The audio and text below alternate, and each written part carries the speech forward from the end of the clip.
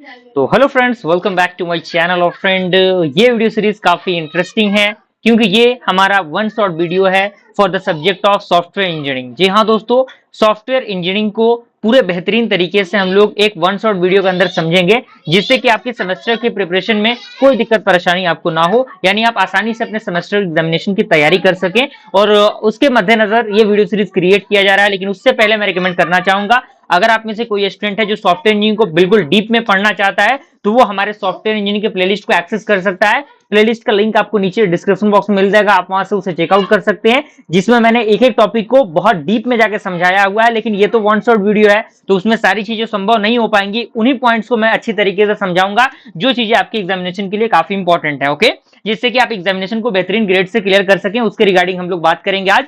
और साथ ही साथ टेलीग्राम ग्रुप का भी लिंक आपको नीचे डिस्क्रिप्शन बॉक्स में मिल जाएगा, जिससे कि आप अगर नोट्स वगैरह एक्सेस करना चाहते हैं टेलीग्राम के माध्यम से, तो आप डायरेक्टली मुझसे कांटेक्ट करके टेलीग्राम के माध्यम से नोट्स वगैरह एक्सेस कर सकते हैं। ओके, आइए वीडियो को स्टार्ट करते हैं।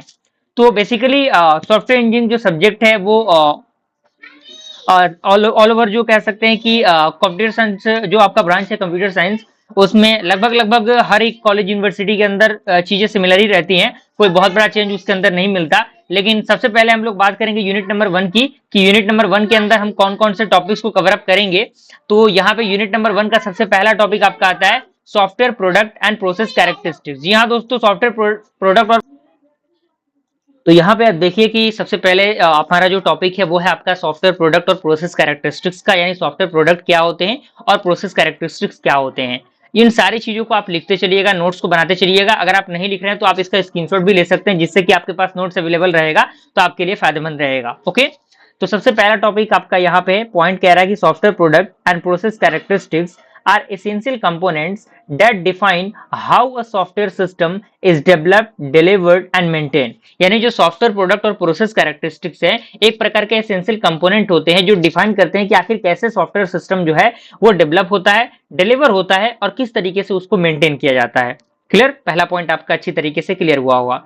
दूसरा पॉइंट कह रहा है कि these characteristics influence the overall quality, usability, performance and effectiveness of the product and its development process. यानी ये जो कैरेक्टरिस्टिक्स हैं वो इन्वॉल्व करते हैं ओवरऑल क्वालिटी को, जो क्वालिटी को, साथ ही साथ उसके यूजिबिलिटी को, साथ ही साथ उस सॉफ्टवेयर के परफॉर्मेंस को, और साथ ही साथ उस सॉफ्टवेयर के इफेक्टिवनेस को ऑफ द प्रोडक्ट जो डेवलप हो रहा है प्रोसेस के अकॉर्डिंग। ओके, अब यहाँ पे इसके ब्रेकडाउन प्रोसेस की हम बात करें तो यहाँ पे सबसे पहला आपका है सॉफ्टवेयर प्रोडक्ट कैरेक्टरिस्टिक्स। पॉइंट कह रहा है कि this describe the attribute of the software product itself. यानी ये जो पॉइंट्स हैं वो जो होते हैं वो डिफाइन करते हैं जो भी आपके एट्रीब्यूट्स होते हैं सॉफ्टवेयर प्रोडक्ट के अंदर।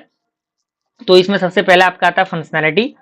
तो इसके अंदर कह रहा है कि द सेट ऑफ फीचर्स और capabilities that the software is supposed to provide. यानी ये जो सेट ऑफ फीचर्स होते हैं और कैपेबिलिटीज होती हैं जिसके अंदर जो सॉफ्टवेयर होता है वो सपोज करता है कि चीजों को प्रोवाइड करना है। And this include the accuracy, appropriateness and the completeness of the software behavior। यानी ये क्या करता है, इसके अंदर एक्यूरेसी इन्वॉल्व रहती है, उसकी जो आपका अप्रोक्सीमेशन होता है वो इन्वॉल्व रहता है, और साथ ही साथ जो भी कंप्लीटनेस होता है सॉफ्टवेयर के बिहेवियर का वो इसके अंदर क्या होता है, इन्वॉल्व रहता है। दूसरा आपका आता है रियलेबिलिटी। इसके अंदर पॉइंट कह रहा है कि the ability of the software to perform its function under specified condition over a specified period. कहने का मतलब क्या है कि जो भी एबिलिटी होता है सॉफ्टवेयर को परफॉर्म करने का उसके फंक्शंस के अंदर, तो वो स्पेसिफाई करता है कंडीशन को एक स्पेसिफाइड पीरियड के अकॉर्डिंग, यानी जो भी स्पेसिफाइड टाइम दिए रहते हैं उसके अकॉर्डिंग। अगला पॉइंट कह रहा है कि it is often measured through matrix like mean time between failure, जिसे हम लोग शॉर्ट में MTBF कहते हैं, एंड डिफेक्ट डेंसिटी। यानी ये ऑफन मेजर्ड किए जाते हैं किसके अकॉर्डिंग, जो आपका मैट्रिक्स होता है just like mean time between failure, और जो डिफेक्ट डेंसिटी होता है उसके अकॉर्डिंग इसको मेजर किया जाता है। तीसरा आपका आता है यूजिबिलिटी। इसके अंदर पॉइंट कह रहा है कि how user friendly the software is. यानी आखिर कैसे कैसे जो सॉफ्टवेयर है उनको यूजर फ्रेंडली बनाया जाए। And it refers to easy with user can learn, use and interact with the software. यानी ये चीजों को बताता है कि आखिर किस तरीके से उस सॉफ्टवेयर को बेहतरीन तरीके से बनाया जाए, जिससे कि जो यूजर है उनको अच्छी तरीके से उनसे रिलेट कर पाए और उनको यूज कर पाए उस सॉफ्टवेयर को, और उस सॉफ्टवेयर से इंटरेक्ट कर पाए। Clear, and this include aspect like user interface, documentation and support for user. यानी ये जो आपके एस्पेक्ट होते हैं इसके अंदर अलग अलग चीजें होती हैं, जैसे कि यूजर इंटरफेस क्या होगा, डॉक्यूमेंटेशन क्या होगा, सपोर्टेड फॉर यूजर, यानी यूजर के लिए किस तरीके से वो सपोर्ट प्रोवाइड करेगा। क्लियर। उसके बाद फोर्थ आपका आता है इफिशियंसी। इसके अंदर कह रहा है कि software ability to perform its task using the least amount of resources such as memory, CPU time and network bandwidth. यानी जो सॉफ्टवेयर एबिलिटी होता है, जो परफॉर्म करता है, उसके जो टास्क होते हैं जो कि लिस्ट अमाउंट ऑफ रिसोर्सेज के अकॉर्डिंग काम करते हैं, जैसे कि आपका मेमोरी हो गया, सीपीयू टाइम हो गया, नेटवर्क का बैंडविड्थ हो गया, इसके according. And this also include the response time and throughput. यानी ये जो आपका होता है इफिशिएंसी, इसके अंदर जो रिस्पांस टाइम होता है और जो थ्रूपुट होता है वो क्या होता है, इसके अंदर इंक्लूड होता है। पांचवा आपका आता है मेंटेनेबिलिटी। इसके अंदर पॉइंट कह रहा है the easy with which the software can be modified, repaired और इनहैंस्ड। यानी ये जो आपका क्या है, ये एक प्रकार का तरीका होता है जो बताता है कि आखिर कैसे सॉफ्टवेयर को मॉडिफाई किया जाए, रिपेयर किया जाए और किस तरीके से उनको इनहैंस किया जाए। अगला पॉइंट कह रहा है कि this include aspect like code readability, modularity and flexibility. यानी ये जो आपका है वो इंक्लूड करता है अलग अलग एस्पेक्ट को, जस्ट लाइक कोड की रीडेबिलिटी, उसकी मॉड्युलैरिटी, उसकी flexibility, and it also considered how easily new features can be integrated. यानी ये ऑल्सो कंसिडर्ड होता है, बताता है कि आखिर कैसे जो न्यू फीचर्स है उनको इंटीग्रेट किया जा सकता है। छठा आपका आता है पोर्टेबिलिटी। इसके अंदर पॉइंट कह रहा है कि the ability of the software to be sent in different environments including different hardware platforms, operating system and और नेटवर्क एनवायरनमेंट्स। यानी जो एबिलिटी होता है सॉफ्टवेयर का जो कि यूज होते हैं अलग अलग एनवायरनमेंट के अकॉर्डिंग, वो इंक्लूड करते हैं अलग अलग हार्डवेयर प्लेटफॉर्म को, ऑपरेटिंग सिस्टम को और नेटवर्क एनवायरनमेंट्स को। And this also involve easy of installation and configuration across the various platform। यानी ये इन्वॉल्व करते हैं एक तरीके को जिससे कि इंस्टॉलेशन प्रोसेस किसी भी सॉफ्टवेयर का है वो किस तरीके से बेहतर हो सके और किस तरीके से उसका जो कॉन्फ़िगरेशन है पूरे वेरियस प्लेटफॉर्म पे अच्छी तरीके से काम करे। सातवां आपका आता है स्केलेबिलिटी। इसके अंदर पॉइंट कह रहा है the ability of the software to handle increase load और demands whether in terms of user activity, transaction volume और data size without a significant decrease in performance. यानी जो एबिलिटी होता है सॉफ्टवेयर का वो हैंडल करता है इंक्रीज करने के लिए जो भी लोड्स होते हैं, जो डिमांड्स होते हैं, जो कि term of user activity, transaction volume, data के साइज के अकॉर्डिंग काम करे। किसके अकॉर्डिंग? बिना किसी सिग्निफिकेंट डिक्रीज के, यानी अगर परफॉर्मेंस में उसके डिक्रीमेंट नहीं होनी चाहिए, इसके लिए स्केलेबिलिटी काम करता है। आठवां नंबर आपका आता है सिक्योरिटी। नाम से पता लग रहा है कि सिक्योरिटी पर्पस तो बहुत जरूरी है, तो इसके अंदर कह रहा है कि the software ability to protect data and operation from unauthorized access, tampering and misuse। यानी जो सॉफ्टवेयर है उसके अंदर एबिलिटी होनी चाहिए जिससे कि वो डेटा को प्रोटेक्ट कर पाए, उसके ऑपरेशन को अच्छी तरीके से देख पाए कि आखिर कहीं कोई अनऑथराइज्ड एक्सेस तो नहीं है, कोई टैंपरिंग तो नहीं हो रहा, कोई उसका मिसयूज तो नहीं हो रहा। And this include encryption, authentication and authorization mechanism. यानी इसीलिए इसके अंदर इंक्रिप्शन को ऐड किया जाता है, ऑथेंटिकेशन को ऐड किया जाता है, ऑथराइजेशन मैकेनिज्म को ऐड किया जाता है, जिससे कि जो डेटाज हैं उनको प्रोटेक्ट किया जा सके। क्लियर? कोई दिक्कत परेशानी यहां तक नहीं होनी चाहिए। उसके बाद आपका आता है सॉफ्टवेयर प्रोसेस कैरेक्टरिस्टिक्स। ओके, तो यहाँ पे पॉइंट आपके सामने है, तो यहाँ पे आप देखिए सबसे पहले यहाँ पे कह रहा है, जो पॉइंट आपके सामने है, कह रहा है कि these refer to the properties of software development process and how it affects the product quality and delivery। यानी ये रिफर करता है प्रॉपर्टीज को सॉफ्टवेयर डेवलपमेंट प्रोसेस की और बताता है कि आखिर कैसे अफेक्ट होता है प्रोडक्ट की क्वालिटी और उनके डिलीवरी को किस तरीके से वो अफेक्ट करता है। तो इसके अंदर सबसे पहला आपका आता है अडेप्टेबिलिटी। तो इसके अंदर पॉइंट कह रहा है कि the ability of the development process to adjust to changes in requirement, environment और टेक्नोलॉजी। यानी जो एबिलिटी होता है डेवलपमेंट प्रोसेस का, जो एडजस्ट करता है चेंजेस को रिक्वायरमेंट में, इन्वायरमेंट में और टेक्नोलॉजी में। And an adaptable process can handle scope changes और unexpected challenges during in development. यानी ये जो आपका एडेप्टेबल प्रोसेस है वो क्या करता है, हैंडल कर सकता है चीजों को, जो भी चेंजेस होते हैं, जो भी अनएक्सपेक्टेड चैलेंजेस होते हैं डेवलपमेंट के दौरान, उसको ये क्या कर सकता है, हैंडल कर सकता है। दूसरा आपका आता है इफेक्टिवनेस। इसके अंदर कह रहा है कि how well the process achieves its intended goal. यानी ये बताता है कि आखिर कैसे, किस तरीके से। तो चलिए हम लोग कहाँ पे थे, तो हम लोग यहीं पे थे। उसके बाद इफेक्टिवनेस तो हो गया, बजट के अकॉर्डिंग किस तरीके से डेवलप होगा software. And this include the use of appropriate methodologies, tools and resources. यानी ये इंक्लूड करता है जो भी आपके यूज होते हैं, एप्रोप्रिएट मेथोडोलॉजीज जो यूज होते हैं, जो टूल्स यूज होते हैं, जो रिसोर्सेज यूज होते हैं, उसके लिए। तीसरा आपका आता है इसके अंदर पॉइंट एफिशिएंसी का। तो इसके अंदर कह रहा है कि the use of resources in the development process. यानी जो यूज होता है रिसोर्सेज डेवलपमेंट प्रोसेस के अंदर, and this involve minimizing waste, optimizing team collaboration and delivering the quality software with minimal delay और resource use। यानी ये इन्वॉल्व करता है मिनिमाइज करने के लिए वेस्टेज को, यानी जो भी वेस्ट है वो कम से कम हो, जो टीम कोलेबोरेशन है उसको ये ऑप्टिमाइज करता है, ये जो आपका एफिशिएंसी वाला पार्ट है, and the delivery quality of the software with the minimal delay, यानी कम से कम डिले में जो आपका सॉफ्टवेयर का क्वालिटी है उसको डिलीवर किया जाए और रिसोर्स को दोबारा यूज किया जाए। चौथा आपका आता है कंसिस्टेंसी का। तो इसके अंदर कह रहा है कि the degree to which process and practice are standardized across project ensuring that team follows the proven repeatable method, यानी जो डिग्री होता है जिससे कि जो प्रोसेस होते हैं और जो प्रैक्टिस होते हैं वो स्टैंडर्डाइज्ड होते हैं उस प्रोजेक्ट के अक्रॉस, जो इंश्योर करते हैं टीम के फॉलो प्रूवन को, और साथ ही साथ जो भी रिपीटेबल मेथड्स होते हैं इस पे काम करते हैं। And this can lead to the better predictability and the fewer mistake, यानी ये क्या कर सकता है, ये एक बेहतरीन प्रेडिक्टेबिलिटी प्रोवाइड कर सकता है और फीवर यानी कम से कम मिस्टेक करेगा इसके अंदर, कंसिस्टेंसी इसीलिए इसके अंदर यूज होता है। फिफ्थ आपका आता है ट्रेसेबिलिटी, यानी चीजों को ट्रेस करना। तो इसके अंदर कह रहा है कि the quality track and document the evolution of the software including environment, designing decisions, changes and defect. जैसा कि मैंने बताया कि ये ट्रैक करता है और डॉक्यूमेंट करता है जो भी आपके इवोल्यूशन होते हैं सॉफ्टवेयर के, जो भी रिक्वायरमेंट होते हैं, जो भी डिजाइन डिसीजन होते हैं, जो भी चेंजेस होते हैं और जो डिफेक्ट होते हैं उसके अकॉर्डिंग ये काम करता है।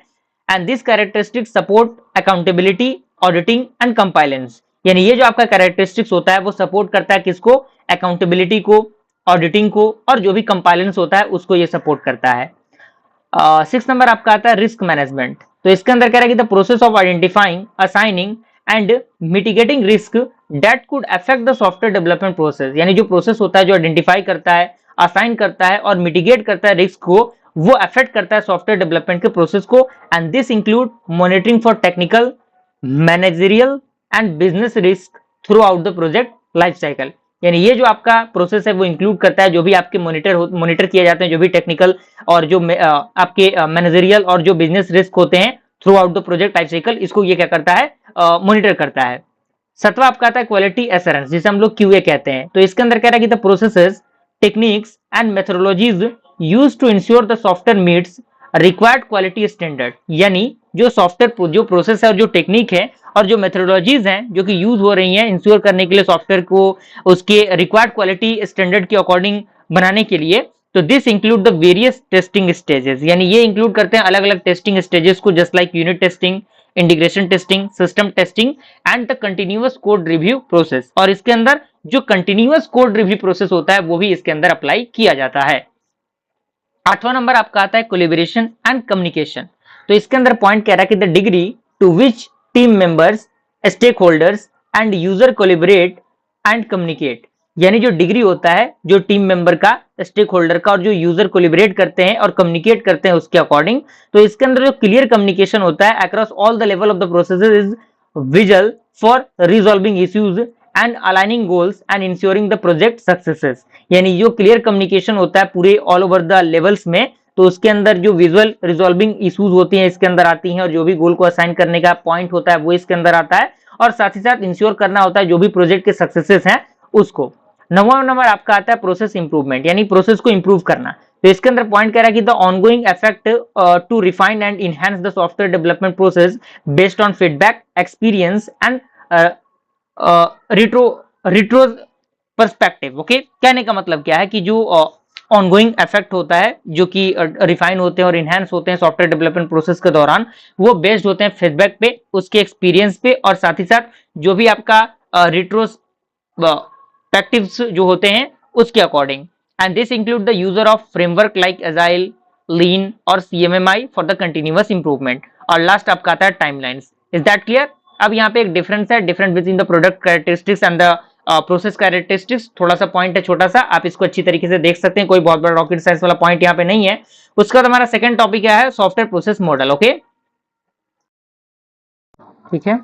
तो सबसे पहले यहाँ पे प्रोसेस जो आपका सॉफ्टवेयर प्रोसेस मॉडल है, इसमें सबसे पहले आपका आता है लीनियर सीक्वेंशियल मॉडल। ओके, तो यहाँ पे पॉइंट कह रहा है कि the linear sequential model is a step forward approach often used in system such as software development, project management and even machine learning to represent a specific sequence of steps or stages where each stage must be completed before moving to the next. कहने का मतलब क्या है कि जो आपका linear sequential model है एक प्रकार का स्टेप फॉरवर्ड अप्रोच है जो कि यूज होता है सिस्टम के अंदर, जैसे कि आपके डेवलपमेंट हो गया, किसी भी सॉफ्टवेयर का प्रोजेक्ट को मैनेज करना हो गया, मशीन लर्निंग के अंदर इसका यूज होता है, जिसमें कि जो सक्सेसिव जो आपके सीक्वेंस ऑफ स्टेप्स होते हैं, स्टेजेस होते हैं, जहां पे हर एक स्टेज का कंप्लीट होना जरूरी है।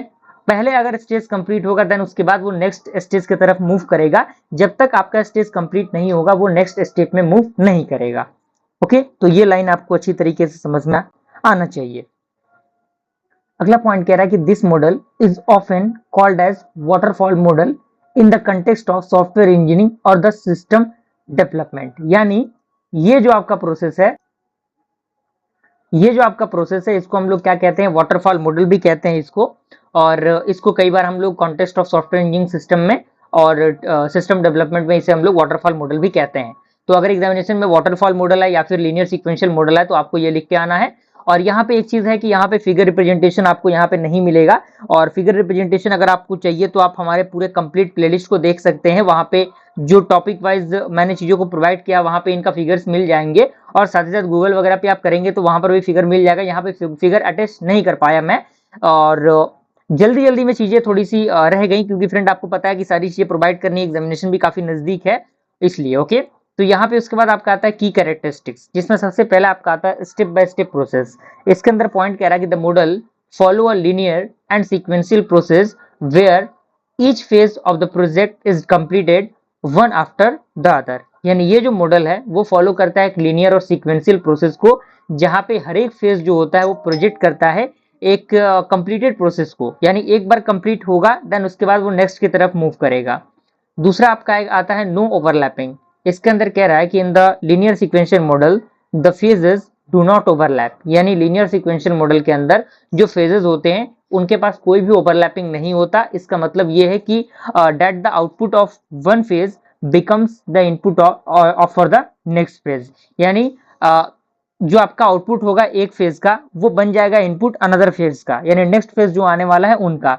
And the project progresses in a linear fashion. यानी जो प्रोजेक्ट का प्रोसेस होगा और जो आपका प्रोग्रेस होगा वो क्या होगा, एक लीनियर वे में होगा। तीसरा आपका आता है क्लियर प्रोग्रेशन। इसके अंदर कह रहा है कि आफ्टर कंप्लीटिंग वन स्टेज, यानी एक स्टेज के कंप्लीट होने के बाद the process move forward to the next. जो प्रोसेस होगा वो नेक्स्ट की तरफ मूव करेगा, जो क्या करेगा, which provide clarity in the project workflow. जो क्या करेगा, प्रोवाइड करेगा एक क्लियरिटी को उस प्रोजेक्ट के वर्कफ्लो के अकॉर्डिंग। अब यहाँ पे आते हैं phases in a linear sequential model. यानी लीनियर सीक्वेंशियल मॉडल के अंदर कौन कौन से फेजेस होते हैं।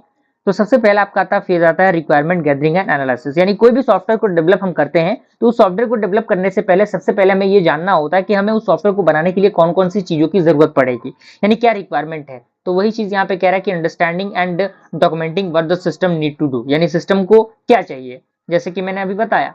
दूसरा आपका आता है सिस्टम का डिजाइन करना। यानी ये डिजाइनिंग प्रोसेस आता है जिसके अंदर डिजाइन किया जाता है, क्रिएट किया जाता है एक आर्किटेक्चर को, एक फ्लो डायग्राम को डिजाइन किया जाता है कि जिससे चीजें बताई जाए कि हाँ ये चीजें जो है वो इस तरीके से वर्क करेंगी। तीसरा आपका क्या आता है, इंप्लीमेंटेशन आता है। तो इसके अंदर क्या होता है कि राइटिंग द कोड और building the system based on the design. यानी डिजाइन के अकॉर्डिंग जो कोडिंग होता है वो इसके अंदर किया जाता है, और जो भी सिस्टम होते हैं उनको डिजाइन किया जाता है, बिल्ड किया जाता है। चौथा आपका आता है टेस्टिंग, यानी टेस्ट करना। यानी किसी भी सॉफ्टवेयर को ओपन मार्केट में पब्लिश करने से पहले उसकी टेस्टिंग जरूरी है कि आखिर कैसे वो काम कर रहा है, क्या उसका प्रोसेस है, तभी ना कुछ चीज होगा। तो यहाँ पे टेस्टिंग आता है। उसके बाद आता है डिप्लॉयमेंट, यानी putting the system into a live environment for use. यानी लाइव एनवायरनमेंट में उसको पब्लिश किया जाए जिससे कि वो यूज में आ सके अनदर पीपुल के लिए भी।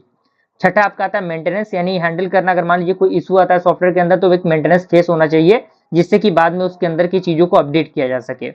अब यहाँ पे आता है एप्लीकेशन इन मशीन लर्निंग, यानी मशीन लर्निंग के अंदर किस तरीके से एप्लीकेबल होता है।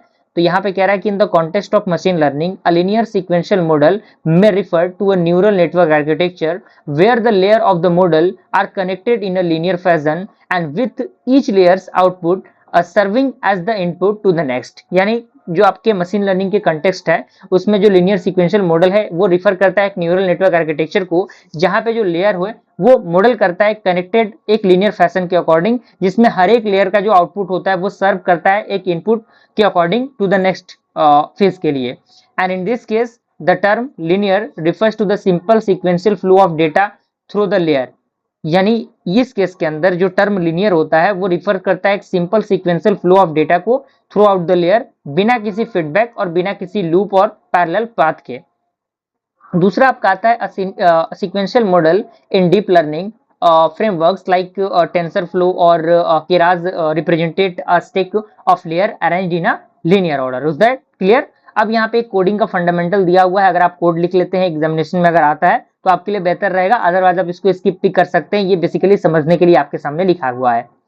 अब उसके बाद आपका आता है advantages of the linear sequential model, यानी लीनियर सीक्वेंशियल मॉडल का एडवांटेज क्या है। अगर कोई भी टॉपिक आता है, किसी भी टॉपिक में उसका एडवांटेज डिसएडवांटेज या फिर कोई भी यहाँ पे पॉइंट आता है तो उसमें ये आपके एडवांटेज और डिसएडवांटेज जरूर ऐड होते हैं। तो इसमें एडवांटेज सबसे पहला आपका आता है सिंप्लिसिटी, यानी इसको यूज करना काफी बेहतरीन होता है और अंडरस्टैंड करना भी काफी आसान होता है। दूसरा आपका आता है क्लियर स्ट्रक्चर, इसके अंदर कह रहा है कि well defined stages that help maintain organization, यानी इसके अंदर जो वेल डिफाइंड स्टेजेस होते हैं वो डिफाइन करने होते हैं, जो मदद करता है चीजों को ऑर्गेनाइज वे में रखने के लिए।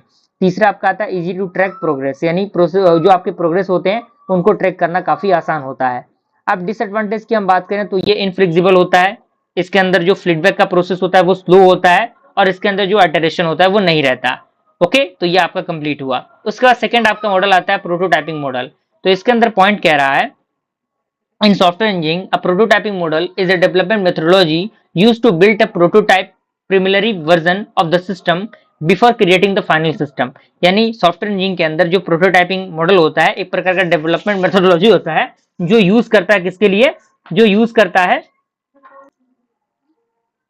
ओके तो ये आपको जो फाइनल डेवलपमेंट होता है उससे पहले इसको डेवलप करना पड़ता है। उसके बाद आपका आता है कि this model is particularly useful when requirement are not well understand from the start. यानी ये जो मॉडल होता है वो पार्टिकुलरली क्या होता है, यूजफुल कब होता है, जब रिक्वायरमेंट की मतलब अलाउंस ना हो इसके अंदर और ये क्या हो वेल अंडरस्टैंड ना हो फ्रॉम द स्टार्टिंग प्रोसेस के according and the system need to evolve through the iteration and feedback. यानी इसके अंदर जो इटरेशन और फीडबैक वाला पार्ट जो होता है वो रहता है। ओके तो यहाँ पे की फीचर्स आते हैं। सबसे पहले आपका आता है रैपिड डेवलपमेंट। तो इसके अंदर कह रहा है कि the prototype is built quickly with limited features, यानी जो प्रोटोटाइप होगा वो बिल्ट होगा काफी जल्दी एक लिमिटेड फीचर्स के अकॉर्डिंग और फोकस करेगा कोर फंक्शनैलिटी को और मेजर जो एस्पेक्ट होते हैं सिस्टम के उस पे। दूसरा आपका आता है यूजर फीडबैक का। तो इसमें जो इंड यूजर्स होते हैं वो इंटरेक्ट करेंगे एक प्रोटोटाइप से और प्रोवाइड करेंगे फीडबैक को जो मदद करता है रिफाइन करने के लिए सिस्टम के रिक्वायरमेंट को। तीसरा आपका आता है आइटरेटिव प्रोसेस। इसके अंदर पॉइंट कह रहा है कि the prototype undergoes multiple revisions improving the over time based on the user input. यानी इसके अंदर जो प्रोटोटाइप होता है वो अंडरगोज होते हैं मल्टीपल रिविजन के अकॉर्डिंग जो इंप्रूव करता है टाइम बेस्ड और यूजर इनपुट के फंक्शनैलिटीज को। आइटरेटिव इसीलिए इसको नाम दिया गया है। चौथा आपका आता है रिक्वायरमेंट रिफाइनमेंट का। इसके अंदर कह रहा है कि through interaction with the prototype both the developers and users gain a better understanding the system's requirement leading to clearer and more defined specification। यानी iteration के अकॉर्डिंग एक जो प्रोटोटाइप होता है इसमें दोनों चीजें डेवलपर भी और यूजर भी वो गेन करता है बेटर अंडरस्टैंडिंग को उस सिस्टम के रिक्वायरमेंट के अकॉर्डिंग जो लीड करता है क्लियर करने के लिए और चीजों को काफी बेहतरीन तरीके से स्पेसिफाइड करने के लिए। अब यहाँ पे आते हैं जो फेजेस होते हैं प्रोटोटाइपिंग मॉडल के, यानी कौन कौन से फेज होते हैं। वैसे तो फेज सिमिलरली होते हैं लेकिन थोड़ा बहुत चेंजिंग मिलता है देखने में। सबसे पहले आपका आता है रिक्वायरमेंट गैदरिंग एनालिसिस, जैसा कि मैंने बताया कि रिक्वायरमेंट यानी कौन कौन सी चीजों की जरूरत है।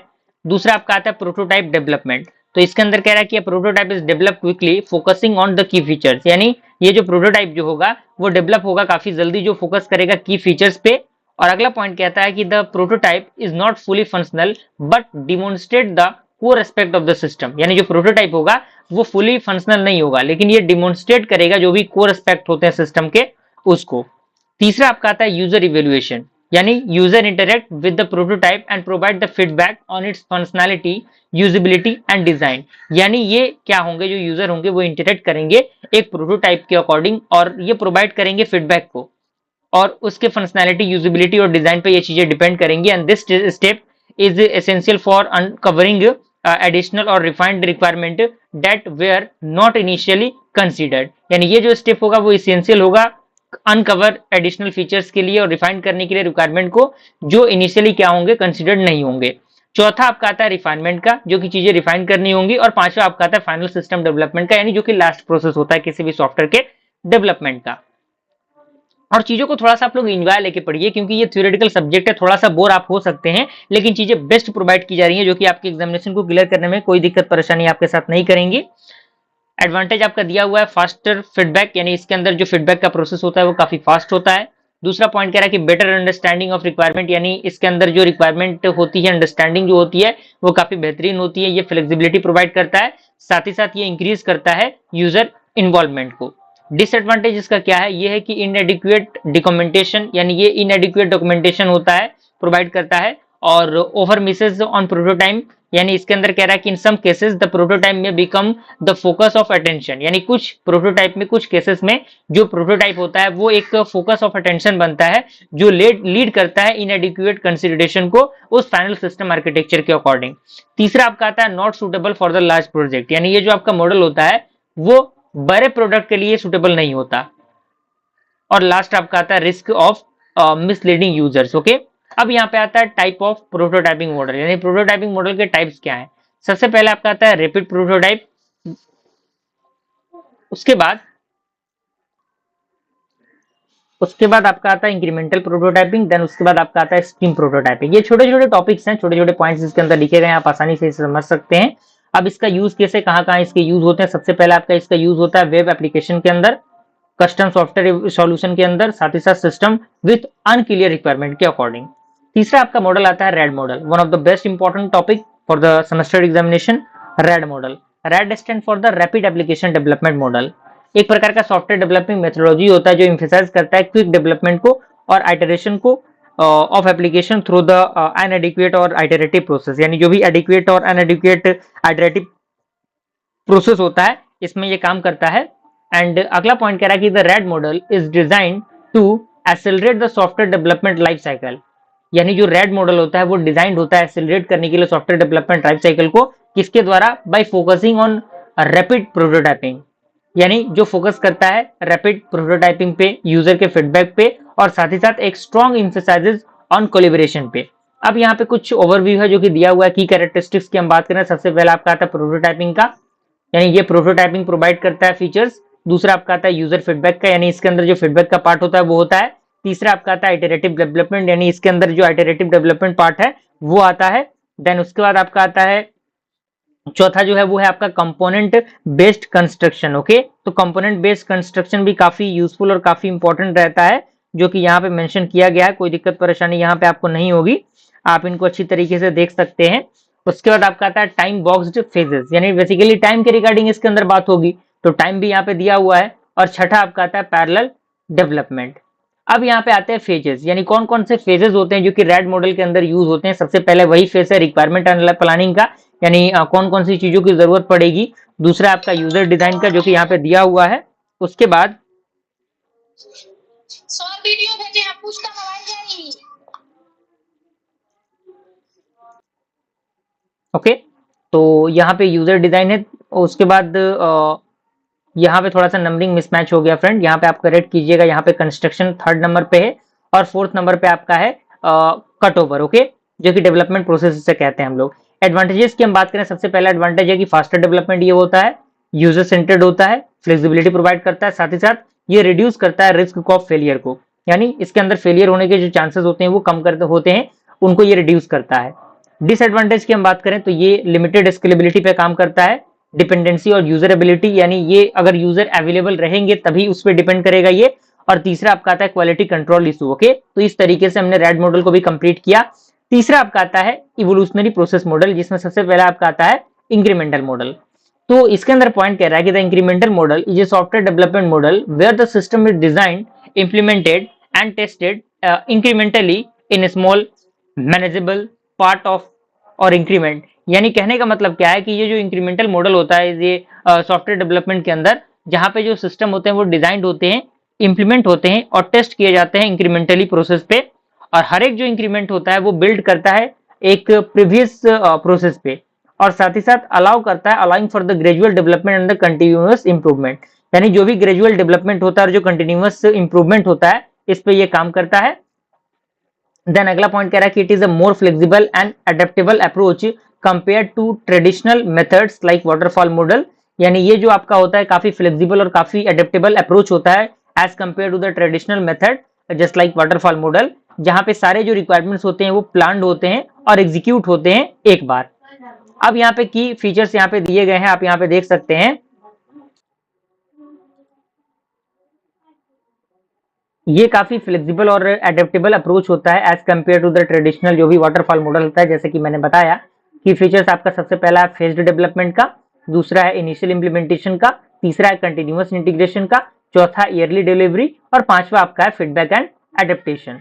अब यहाँ पे आता है एडवांटेजेस ऑफ इंक्रीमेंटल मॉडल, यानी इंक्रीमेंटल मॉडल के क्या एडवांटेजेस हैं। सबसे पहला एडवांटेज आपका है फ्लेक्सिबिलिटी एंड एडेप्टेबिलिटी का, यानी ये फ्लेक्सिबिलिटी प्रोवाइड करता है, साथ ही साथ ये एडेप्टेबिलिटी भी प्रोवाइड करता है। दूसरा एडवांटेज है फास्टर टाइम टू मार्केट, यानी ये मार्केट में काफी बेहतरीन तरीके से चीजों को फास्टर डेवलप करता है और फास्टर तरीके से प्रोवाइड करता है चीजों को। तीसरा आपका आता है रिस्क रिडक्शन, यानी जो रिस्क होने के चांसेस होते हैं उनको ये रिड्यूस करता है। और चौथा आपका आता है कस्टमर फीडबैक, यानी इसके अंदर जो कस्टमर फीडबैक का पार्ट होता है वो भी दिया जाता है। अगर हम डिसएडवांटेज की बात करें तो डिसएडवांटेज ऑफ इंक्रीमेंटल मॉडल दिया हुआ है कि नीड्स क्लियर प्लानिंग, यानी इसके लिए क्लियर प्लानिंग की जरूरत पड़ती है। दूसरा आपका आता है पोटेंशियल फॉर स्कोप क्रीप, यानी इसके जो स्कोप क्रीप है उनको पोटेंशियली कंटिन्यूअस फीडबैक चेंजेस जो रिजल्ट होते हैं ये सारी चीजें उसके अंदर अप्लाई करनी पड़ती हैं। और डिपेंडेंसी ऑन इनिशियल फ्रेमवर्क, यानी इनिशियल फ्रेमवर्क पे इसकी डिपेंडेंसी होती है। अब यहाँ पे दूसरा मॉडल आपका आता है स्पाइरल मॉडल, काफी इंपॉर्टेंट मॉडल है ये। तो इसके अंदर कह रहा है कि the spiral model is a risk driven approach to software development that combines iterative development just like the incremental model with the systematic aspect of the waterfall model. यानी जो स्पाइरल मॉडल होता है एक प्रकार का रिस्क ड्राइवन अप्रोच होता है software development का, जो कंबाइन करता है आइटरेटिव डेवलपमेंट को जस्ट लाइक इंक्रीमेंटल मॉडल एक सिस्टमेटिक अप्रोच के अकॉर्डिंग, एक सिस्टमेटिक एस्पेक्ट के according of the waterfall model, and it is particularly well suited for large complex and high risk project। यानी ये particularly काफी वेल सूटेड होते हैं किसके लिए, लार्ज प्रोजेक्ट के लिए, कॉम्प्लेक्स प्रोजेक्ट के लिए और हाई रिस्क प्रोजेक्ट के लिए।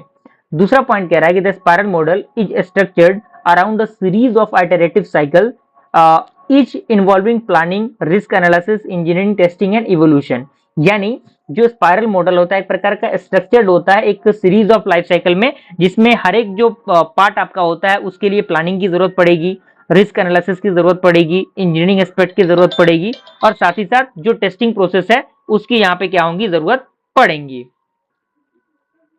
ओके, तो यहाँ पे वो चीजें हैं। तो यहाँ पे की फीचर्स में सबसे पहला आपका आता है रिस्क मैनेजमेंट फोकस, यानी रिस्क पे फोकस करना जरूरी होता है। आइटरेटिव प्रोसेस की जरूरत पड़ती है, यानी जो प्रोजेक्ट है वो डेवलप होता है आइटरेशन के अकॉर्डिंग, जिसमें हर एक आइटरेशन प्रोड्यूस करता है कि एक पार्शियल लेकिन वर्किंग प्रोडक्ट को। Okay, and each cycle builds upon the previous one, यानी हर एक साइकिल जो होता है वो बिल्ड करता है पिछले तरीके पे आधारित रहता है वो, और रिफाइन करता है सिस्टम के ओवर टाइम को। तीसरा आपका आता है फेज्ड डेवलपमेंट, ओके, और चौथा आपका आता है कस्टमर फीडबैक का। यानी चार ही चीजें आप देखेंगे तो कहीं ना कहीं चीजें एक दूसरे से क्या है, इंटरकनेक्टेड है, तो कोई दिक्कत परेशानी ज्यादा इसके अंदर आपको नहीं होनी चाहिए। अब यहाँ पे आता है structure of spiral model. Spiral model का स्ट्रक्चर क्या है, तो पॉइंट कह रहा है कि each iteration in the spiral model is broken into 4 main phases, यानी जो हर एक आइटरेशन है स्पाइरल मॉडल का वो 4 मेन फेज पे काम करता है। सबसे पहला आपका आता है प्लानिंग का, दूसरा आपका रिस्क एनालिसिस का, तीसरा आपका आता है इंजीनियरिंग का और चौथा आपका आता है इवोल्यूशन एंड टेस्टिंग का। अब यहाँ पे विजुअल रिप्रेजेंटेशन, यहाँ पे आपको एक फिगर बनाना पड़ेगा स्पाइरल मॉडल का, तो फिगर आपको नहीं मिल रहा तो आप जाइए गूगल पे टाइप कीजिए, वहां पे स्पाइरल मॉडल का फिगर मिल जाएगा, इसीलिए मैंने यहाँ पे स्पेस छोड़ा हुआ है, आप यहाँ पे स्पाइरल मॉडल के फिगर को बनाइएगा। अब यहाँ पे उसके एडवांटेजेस, स्पाइरल मॉडल के सबसे पहला एडवांटेज है एम्फेसाइजेस ऑन रिस्क मैनेजमेंट, यानी ये बेसिकली क्या करता है, रिस्क मैनेजमेंट पे काम करता है। दूसरा आता है कि ये बेहतरीन फ्लेक्सिबिलिटी प्रोवाइड करता है। तीसरा आपका आता है कस्टमर इन्वॉल्वमेंट, इसके अंदर जो कस्टमर का इन्वॉल्वमेंट होता है वो काफी ज्यादा रहता है। और चौथा आपका आता है ideal for the large project, यानी जो स्पाइरल मॉडल होता है बेसिकली लार्ज प्रोजेक्ट यानी बड़े प्रोजेक्ट के लिए काम करता है, छोटे प्रोजेक्ट के लिए बेसिकली इसका यूज नहीं होता। अगर हम डिसएडवांटेज की बात करें, सबसे पहले डिसएडवांटेज आपका आता है कॉम्प्लेक्सिटी का, यानी कॉम्प्लेक्सिटी इसके अंदर होती है। दूसरा आपका आता है टाइम कंज्यूमिंग का, यानी टाइम टेकिंग प्रोसेस ये होता है, इसके अंदर अच्छे खासे समय लगते हैं। और तीसरा आपका आता है रिक्वायर्स एक्सपर्टीज, यानी इसके अंदर वेल एक्सपीरियंस बंदे की जरूरत पड़ती है, वेल एक्सपीरियंस जो डेवलपर है उनकी जरूरत पड़ती है। ओके, तीसरा आपका आता है कंपोनेंट असेंबली मॉडल। ओके, तो अगला क्या है हमारा कंपोनेंट असेंबली मॉडल है। तो इसके अंदर पॉइंट कह रहा है कि the component assembly model is a software development approach that emphasizes the assembly of pre-existing software components or modules to create a functioning system। यानी जो कंपोनेंट असेंबली मॉडल है एक प्रकार का सॉफ्टवेयर डेवलपमेंट अप्रोच है जो एम्फसाइज करता है जो असेंबली होता है प्री एग्जिस्टिंग सॉफ्टवेयर कंपोनेंट का और मॉडल्स का जो क्रिएट करता है एक फंक्शनिंग सिस्टम को। अगला पॉइंट कह रहा है कि it relies on reusing components that have been developed previously either within the organization और परचेज्ड फ्रॉम एक्सटर्नल वेंडर्स। यानी ये रिलीज करता है जो अभी आपका रीयूजिंग कंपोनेंट होता है जिनके पास डेवलप्ड प्रोसेस होते हैं अकॉर्डिंग टू द प्रीवियस, वो एक ऑर्गेनाइजेशन और परचेज्ड प्रोसेस के अकॉर्डिंग होते हैं जो कि एक एक्सटर्नल वेंडर के अकॉर्डिंग काम करता है। And this model focuses on integrating these component to build a new system minimizing the need of custom development. यानी ये जो मॉडल होता है ये फोकस करता है जो भी आपके जो आपके इंटीग्रेटिंग होते हैं कंपोनेंट को जो बिल्ड करते हैं एक नए सिस्टम पे और मिनिमाइज करते हैं उसके नीड ऑफ कस्टम डेवलपमेंट को। अब यहाँ पे की फीचर्स आते हैं जो कि कंपोनेंट जो आपके होते हैं कंपोनेंट असेंबली मॉडल के। तो इसमें सबसे पहले आपका आता है रीयूज ऑफ एग्जिस्टिंग कंपोनेंट, यानी जो भी आपके एग्जिस्टिंग कंपोनेंट है उनको हम दोबारा किस तरीके से रीयूज कर सकते हैं। दूसरा आपका आता है मॉडलर अप्रोच, यानी मॉडलर अप्रोच किस तरीके से काम करता है। तीसरा आता है कंपोनेंट इंटीग्रेशन, यानी आखिर किस तरीके से जो भी कंपोनेंट है वो एक दूसरे के साथ इंटीग्रेट कर सके।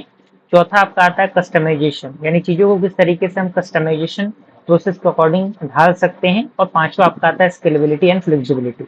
अब यहाँ पे स्टेप आते हैं जो कि कंपोनेंट असेंबली मॉडल के अंदर स्टेप यूज होते हैं। सबसे पहला आपका स्टेप आता है सिलेक्शन ऑफ कंपोनेंट, यानी कंपोनेंट को सेलेक्ट करना, उसका सिलेक्शन करना। दूसरा आपका आता है कस्टमाइजेशन, यानी अगर इसकी जरूरत पड़ेगी तभी हम इसको यूज करेंगे। तीसरा आपका आता है इंटीग्रेशन और चौथा आपका आता है टेस्टिंग और पांचवा आता है डिप्लॉयमेंट। यानी किसी भी सॉफ्टवेयर को मार्केट में पब्लिश करने से पहले उसकी टेस्टिंग तो जरूरी है। तो यही चीज इसके अंदर होता है, अलग अलग फेजेस हैं और कहीं ना कहीं चीजें सिमिलर भी आपको मिल जाएंगी। उसके बाद आपका यहाँ पे एडवांटेजेस हैं जिसमें सबसे पहला आपका आता है फास्टर डेवलपमेंट, यानी इसका जो डेवलपमेंट प्रोसेस होता है वो फास्ट होता है। दूसरा आपका आता है कॉस्ट इफेक्टिव, यानी ये जो होता है काफी कॉस्ट इफेक्टिव रहता है, यानी इसको आसानी से मैनेज किया जा सकता है। तीसरा आपका आता है क्वालिटी एंड रिलेबिलिटी, यानी जो भी सॉफ्टवेयर है उसकी क्वालिटी क्या है उसकी रिलेबिलिटी क्या है। चौथा आपका आता है मॉड्युलैरिटी, पांचवा आपका आता है स्केलेबिलिटी। ओके, उसके बाद डिसएडवांटेज आपका दिया हुआ है जिसमें सबसे पहला आपका है dependency on third party component, यानी ये क्या होता है ये थर्ड पार्टी कंपोनेंट पे डिपेंड करता है, इसलिए ये डिसएडवांटेज के सेक्टर में इसको रखा जाता है। दूसरा आपका आता है इंटीग्रेशन चैलेंजेस, यानी इसके अंदर जो चैलेंजेस होते हैं वो इंटीग्रेट करते हैं चीजों को। तीसरा आपका आता है लैक ऑफ कस्टमाइजेशन। चौथा आपका आता है कंपेटेबिलिटी इश्यूज और पांचवा आपका आता है overhead in integration and testing. अब यहाँ पे एग्जांपल है जो कि दिए गए हैं कहाँ कहाँ इसका यूज होता है। तो इंटरप्राइज एप्लीकेशन के अंदर इसका यूज होता है, ई कॉमर्स प्लेटफॉर्म के अंदर इसका यूज होता है और सॉफ्टवेयर एज ए सर्विस के अंदर इसका यूज होता है। ओके, और यहाँ पे एक फिगर का डायग्राम आप बना लीजिएगा इसके। अगला आपका आता है आरयूपी एंड अजाइल प्रोसेस, जिसे हम लोग कहते हैं RUP stand for the relational unified process और वर्सेस एजाइल प्रोसेस। तो यहाँ पे कह रहा है कि both RUP and agile processes are software development methodologies but they differ significantly in their approaches philosophies and practices. यानी दोनों जो है आपके आरयूपी और जो एजाइल प्रोसेस है दोनों सॉफ्टवेयर डेवलपमेंट मेथोडोलॉजी है, लेकिन ये डिफरेंट सिग्निफिकेंट कैरी करते हैं उनके अप्रोचेस के अकॉर्डिंग, उनके फिलोसफीज के अकॉर्डिंग, उनके प्रैक्टिस के अकॉर्डिंग। अब यहाँ पे एक्सप्लोर करते हैं बारी बारी से चीजों को। सबसे पहले रिलेशनल यूनिफाइड प्रोसेस है, तो यहाँ पे कह रहा है कि RUP is a structured iterative software development process created by relational software now part of IBM. यानी जो आपका आरयूपी है एक प्रकार का स्ट्रक्चर्ड और आइटरेटिव सॉफ्टवेयर डेवलपमेंट प्रोसेस है जो क्रिएट किया गया किसके द्वारा, रेशनल सॉफ्टवेयर के द्वारा, जो कि अभी के दौर में आईबीएम का पार्ट बन चुका है।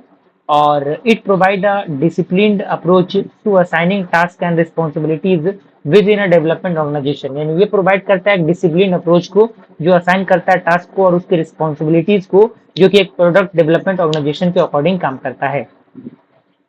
अगला पॉइंट कह रहा है कि RUP is based on well defined phases and it is highly customisable process that can be adapted to different project needs.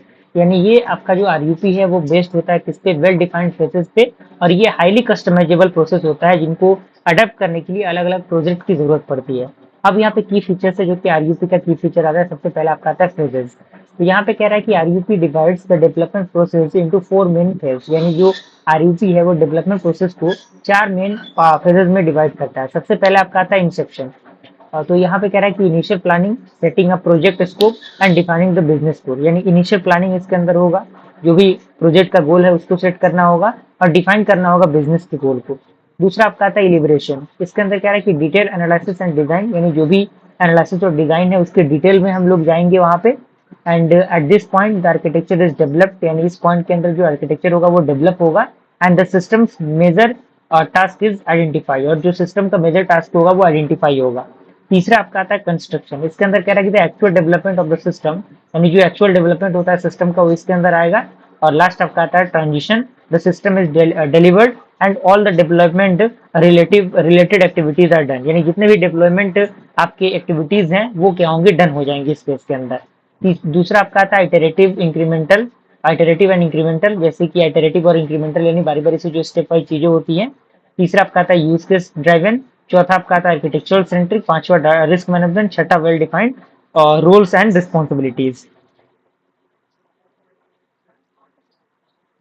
अब आता है एजाइल प्रोसेसेस। इसके अंदर कह रहा है कि agile development refers to a group of software development methodologies that promote flexible iterative deployment development with a focus on customer collaboration, responsiveness to change and delivering small increments of working software। यानी जो agile development है वो refer करता है group of software development methodologies को, जो promote करता है फ्लेक्सिबल आइटरेटिव डेवलपमेंट को, एक फोकस ऑफ कस्टमर कोलैबोरेशन के अकॉर्डिंग, और ये रिस्पॉन्सिबल होता है चेंजेस के अकॉर्डिंग, और डिलीवर करता है एक small increment of the software working system. Okay, अब यहाँ पे कुछ पॉपुलर मेथोडोलॉजीज हैं जो कि एजाइल प्रोसेस के अंदर यूज होते हैं। सबसे पहले स्क्रम आता है, दूसरा आपका आता है एक्सट्रीम प्रोग्रामिंग जिससे हम लोग एक्सपी कहते हैं, और उसके बाद आपका है कैनबन। ओके, अब यहाँ पे की फीचर्स है एजाइल प्रोसेस के। सबसे पहले आपका आता है इटरेशन, स्प्रिंट्स जिसे हम लोग कहते हैं, दूसरा है कस्टमर कोलिब्रेशन, तीसरा है रिस्पॉन्डिंग टू चेंज, चौथा आपका आता है स्मॉल क्रॉस फंक्शनल टीम, पांचवा आपका आता है simplicity and focus on value, छठा आपका आता है continuous testing and integration. Okay, उसके बाद यहाँ पे डिफरेंस है, अगर डिफरेंस बिटवीन क्वेश्चन पूछ देता है कि what are the difference between RUP and the agile process, तो यहाँ पे डिफरेंस उसका दिया हुआ है। अच्छी तरीके से आप इसका स्क्रीनशॉट ले लीजिए क्योंकि ये चीजें बहुत जरूरी हैं और डायरेक्टली एग्जामिनेशन में पूछी जाती हैं। अब यहाँ पे आता है कि when to use RUP and agile, यानी कब हम आरयूपी का यूज करते हैं, कब एजाइल का यूज करते हैं। तो आरयूपी का यूज यहाँ पे दिया हुआ है कि you are working on large scale complex and critical system, यानी जब हम किसी कॉम्प्लेक्स सिस्टम पे, कोई लार्ज स्केल पे या फिर किसी बड़े प्रोजेक्ट पे काम करते हैं तो उस कंडीशन पे आरयूपी का यूज होगा। And second is that the project require a solid architectural foundation and detail documentation, यानी अगर प्रोजेक्ट को जरूरत है किसी एक सॉलिड आर्किटेक्चरल फाउंडेशन की और एक डिटेल डॉक्यूमेंटेशन की, तो उस कंडीशन में हम आरयूपी का यूज करते हैं। तीसरा पॉइंट कह रहा है कि you need to strong risk management and want to mitigate potential project risk easily, यानी जब आपको जरूरत पड़ेगी एक स्ट्रॉन्ग रिस्क मैनेजमेंट की और आपको मिटिगेट करना होगा एक पोटेंशियल प्रोजेक्ट को रिस्क के ईयरली स्टेजेस के अकॉर्डिंग, तो यहाँ पे यूज होता है। और लास्ट आपका आता है you need to follow strict regularity standards and ensure high quality predictable outcomes. Okay, अब दूसरा आपका आता है कि एजाइल का हम कहाँ यूज करते हैं, तो यहाँ पे कह रहा है कि you need to respond quickly to changing requirements और अ हाईली डायनेमिक मार्केट, यानी जब आपको क्विकली चेंजेस की जरूरत पड़ती है जो कि एक हाईली मार्केटिंग के अकॉर्डिंग काम करता है, तो वहाँ पे यूज होता है। And you are working on smaller project, यानी जब प्रोजेक्ट छोटा हो तो उस कंडीशन में हम इसका यूज करते हैं। And you prioritize the collaboration, customer feedback and rapid prototyping over extensive upfront planning and documentation, इसके अंदर इसका यूज होता है। तो ये सारी प्रोसेसेस हैं इसके अंदर। ओके, उसके बाद आपका अगला है टॉपिक, वो है आपका software process customization and improvement. तो यहाँ पे पॉइंट कह रहा है कि software process customization refers to tailoring a software development process to better suit and organization specific need, culture and environment, यानी जो सॉफ्टवेयर प्रोजेक्ट आपका जो है प्रोसेस कस्टमाइजेशन है वो रिफर्स करता है टेलरिंग सॉफ्टवेयर डेवलपमेंट प्रोसेस को जो बेटर सूट होता है किसी भी ऑर्गेनाइजेशन के स्पेसिफिक नीड के अकॉर्डिंग, उसके कल्चर के अकॉर्डिंग और उसके इन्वायरमेंट के अकॉर्डिंग। दूसरा पॉइंट कह रहा है कि it involves adapting standardised process models और to improve efficiency, effectiveness and alignment with the business objectives, यानी ये क्या करता है, ये इन्वॉल्व करता है अडेप्ट करने के लिए जो भी आपके स्टैंडर्डाइज्ड प्रोसेस होते हैं, मॉडल्स होते हैं जो इंप्रूव करते हैं इफिशिएंसी को, इफेक्टिवनेस को और साथ ही साथ अलाइनमेंट को एक बिजनेस ऑब्जेक्टिव के अकॉर्डिंग। दूसरा पॉइंट कह रहा है कि software process improvement that means SPI is a continuous effort to enhance the performance, quality and reliability of the software development process, यानी ये जो आपका प्रोसेस है एक प्रकार का कंटिन्यूअस एफर्ट है जो इनहेंस करता है किसी भी सॉफ्टवेयर के परफॉर्मेंस को, उसकी क्वालिटी को और उसकी reliability of software development process को। अब यहाँ पे आता है key elements of software process customization and improvement, यानी की एलिमेंट्स क्या है इसके। तो सबसे पहला की एलिमेंट आपका आता है असेसमेंट एंड बेंचमार्किंग। इसके अंदर कह रहा है कि understanding current practices by evaluating existing process, यानी ये अंडरस्टैंड करेगा करंट प्रैक्टिसेस को इवैल्यूएट करने के दौरान जो भी एग्जिस्टिंग प्रोसेस होता है उसके अकॉर्डिंग। दूसरा आपका आता है comparing with industry standards and best practices और मैच्योरिटी मॉडल्स लाइक सीएमएमआई, यानी ये कंपेयर करता है एक इंडस्ट्री स्टैंडर्ड के अकॉर्डिंग, बेस्ट प्रैक्टिस के अकॉर्डिंग। दूसरा आपका आता है सेटिंग ऑब्जेक्टिव्स, ये क्या करता है identifying goals of improvement such as reduce development time, higher product quality and the better customer satisfaction, यानी ये आइडेंटिफाई करता है गोल्स को जो भी इम्प्रूवमेंट होता है, जो कि यूज होता है रिड्यूस करने के लिए, जो भी डेवलपमेंट की टाइम है, यानी किसी भी सॉफ्टवेयर को डेवलप करने में ज़्यादा टाइम लग रहा है तो उसको ये रिड्यूस करता है, उसके प्रोडक्ट क्वालिटी को ये रिड्यूस करता है और बेटर कस्टमाइजेशन प्रोसेस प्रोवाइड करता है, कस्टमर सेटिस्फेक्शन प्रोवाइड करता है। तीसरा आपका आता है प्रोसेस डिजाइन एंड टेलरिंग। इसके अंदर कह रहा है customizing the development life cycle to reflect organizational goal, team structure और स्पेसिफिक प्रोडक्ट रिक्वायरमेंट, यानी जो कस्टमाइजेशन जो आपका डेवलपमेंट लाइफ साइकिल है वो रिफ्लेक्ट करता है ऑर्गेनाइजेशन गोल को, टीम स्ट्रक्चर को और किसी भी स्पेसिफिक प्रोडक्ट रिक्वायरमेंट को। चौथा आपका आता है इम्प्लीमेंटेशन एंड मॉनिटरिंग। ये क्या करता है implementing changes and continuously monitoring outcome, यानी ये इंप्लीमेंट करता है चेंजेस को और जो भी कंटिन्यूअस मॉनिटरिंग आउटकम्स होते हैं उनके लिए काम करता है। And metrics are use to track the progresses and successes of process changes, okay. और लास्ट आपका आता है फीडबैक एंड कंटिन्यूअस इंप्रूवमेंट। तो इसके अंदर कह रहा है कि gathering the feedback from all the stakeholders and defining refining the processes to ensure they involve in the right direction, okay. उसके बाद अगला आपका आता है सीएमएम, जिसे हम लोग सीएमएम कहते हैं कैपेबिलिटी मैच्योरिटी मॉडल को, और सीएमएमआई कहते हैं कैपेबिलिटी मैच्योरिटी मॉडल्स इंटीग्रेशन को, ओके। तो यहाँ पे कह रहा है कि the capability maturity model and CMMI are frameworks use to access and improve software development process, यानी ये एक प्रकार का फ्रेमवर्क होता है जिनका हम यूज करते हैं एक्सेस करने के लिए और इम्प्रूव करने के लिए सॉफ्टवेयर डेवलपमेंट के प्रोसेस को। And they help organization structure their improvement efforts in a systematic way, यानी ये क्या होता है ये मदद करता है ऑर्गेनाइज करने के लिए स्ट्रक्चर को उसके इम्प्रूवमेंट एफर्ट के अकॉर्डिंग और एक सिस्टमेटिक वे में ये काम करता है। अब यहाँ पे अलग अलग लेवल्स होते हैं जिसके अंदर यूज होते हैं। सबसे पहले लेवल 1 होता है जिसे इनिशियल लेवल कहते हैं। ये क्या करता है processes are unpredictable and poorly control, यानी जो भी प्रोसेसेस होंगे वो अनप्रिडिक्टेबल होंगे और पुअरली कंट्रोल्ड होंगे। दूसरा आएगा success depends heavily on individual efforts rather than defined process, यानी जो सक्सेस होंगे वो डिपेंड करेंगे heavy on demand individual efforts पे। दूसरा आपका आएगा मैनेज्ड, जो कि लेवल 2 होता है, तो इसमें जो प्रोसेसेस होंगे वो प्रोजेक्ट स्पेसिफिक और मैनेज्ड होंगे और की एक्टिविटीज इसके अंदर प्लान होंगी, ट्रैक्ड होंगी और डॉक्यूमेंटेड होंगी। तीसरा लेवल डिफाइंड होता है, यानी चीजों को डिफाइन करना, तो इसके अंदर कह रहा है कि processes are well defined standardized across the organization, and जो प्रोसेस होंगे वो वेल डिफाइंड होंगे और जो भी स्टैंडर्डाइज्ड होगा वो अक्रॉस द ऑर्गेनाइजेशन होगा। And there is an emphasis on documentation, process consistency and integration with other processes. And fourth is that quantitatively managed, level 4 है, जो ऑर्गेनाइजेशन यूजेस करते हैं क्वांटिटेटिव डेटा को मैनेज करने के लिए, प्रोसेस करने के लिए और इम्प्रूव करने के लिए क्वालिटी को। और दूसरा पॉइंट कह रहा है कि matrix and analysis are apply to understand process performance and predict outcomes. और लास्ट आपका आता है ऑप्टिमाइजिंग, जो कि लेवल 5 होता है। अब यहाँ पे अगला टॉपिक है जो कि लास्ट टॉपिक है आपका यूनिट नंबर 1 का। तो यहाँ पे प्रोडक्ट एंड प्रोसेस मैट्रिक्स, तो यहाँ पे कह रहा है कि matrix are critical in both product and process management, and they provide objective measures that can guide decision making, process improvement and overall quality management, यानी जो आपका मैट्रिक्स जो होते हैं वो क्रिटिकल होते हैं दोनों चीज़ों के लिए, प्रोडक्ट के लिए भी और प्रोसेस मैनेजमेंट के लिए भी, जो प्रोवाइड करता है एक ऑब्जेक्टिव मेजर्स को, जो गाइड करता है किसी भी डिसीजन मेकिंग काम के लिए, प्रोसेस को इम्प्रूव करने के लिए और जो भी ओवरऑल क्वालिटी होता है मैनेज करने के लिए उसके लिए काम करता है। And they also enable organization to measure progresses and identifying area of for improvement, यानी ये इनेबल करता है ऑर्गेनाइजेशन को मेजर करने के लिए उसके प्रोग्रेसेस को और आइडेंटिफाई करने के लिए जो भी एरिया ऑफ इंप्रूवमेंट होता है उसके लिए।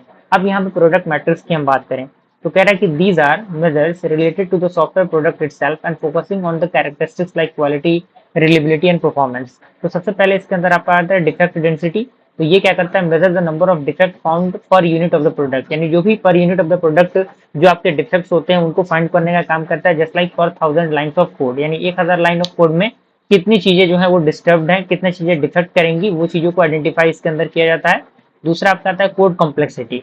ये क्या करता है measure the complexity of the code, यानी जो भी कोड की कॉम्प्लेक्सिटीज हैं उनको मेजर करता है and typically through the matrix like cyclomatic complexity, okay.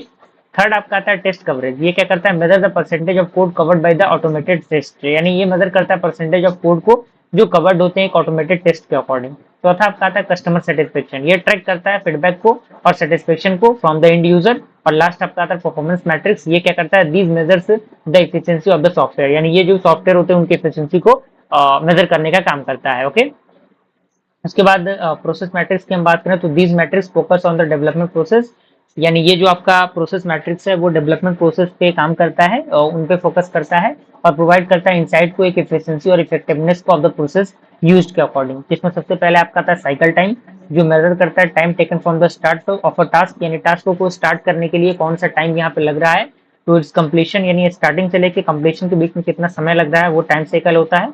दूसरा आता है लीड टाइम, तो जो टोटल टाइम होता है टेकन किया जाता है फ्रॉम द कस्टमर रिक्वेस्ट और for a feature unit it is delivered, तो उसके लिए ये लीड टाइम का टर्म यूज होता है। और तीसरा आपका आता है डिफेक्ट अराइवल रेट, तो ये मेजर करता है how quickly defect are being reported, यानी कितनी जल्दी जो डिफेक्ट है वो रिपोर्ट किया जाए ड्यूरिंग द डेवलपमेंट और आफ्टर द रिलीज। ओके, और चौथा आपका आता है प्रोसेसेस एडहेरेंस, तो ये ट्रैक करता है how closely the actual processes follow the planned और डिफाइंड प्रोसेस, यानी ये ट्रैक करता है कि आखिर कितने नजदीकी तक जो एक्चुअल प्रोसेसेस है वो फॉलो करता है और प्लान करता है डिफाइंड प्रोसेस को।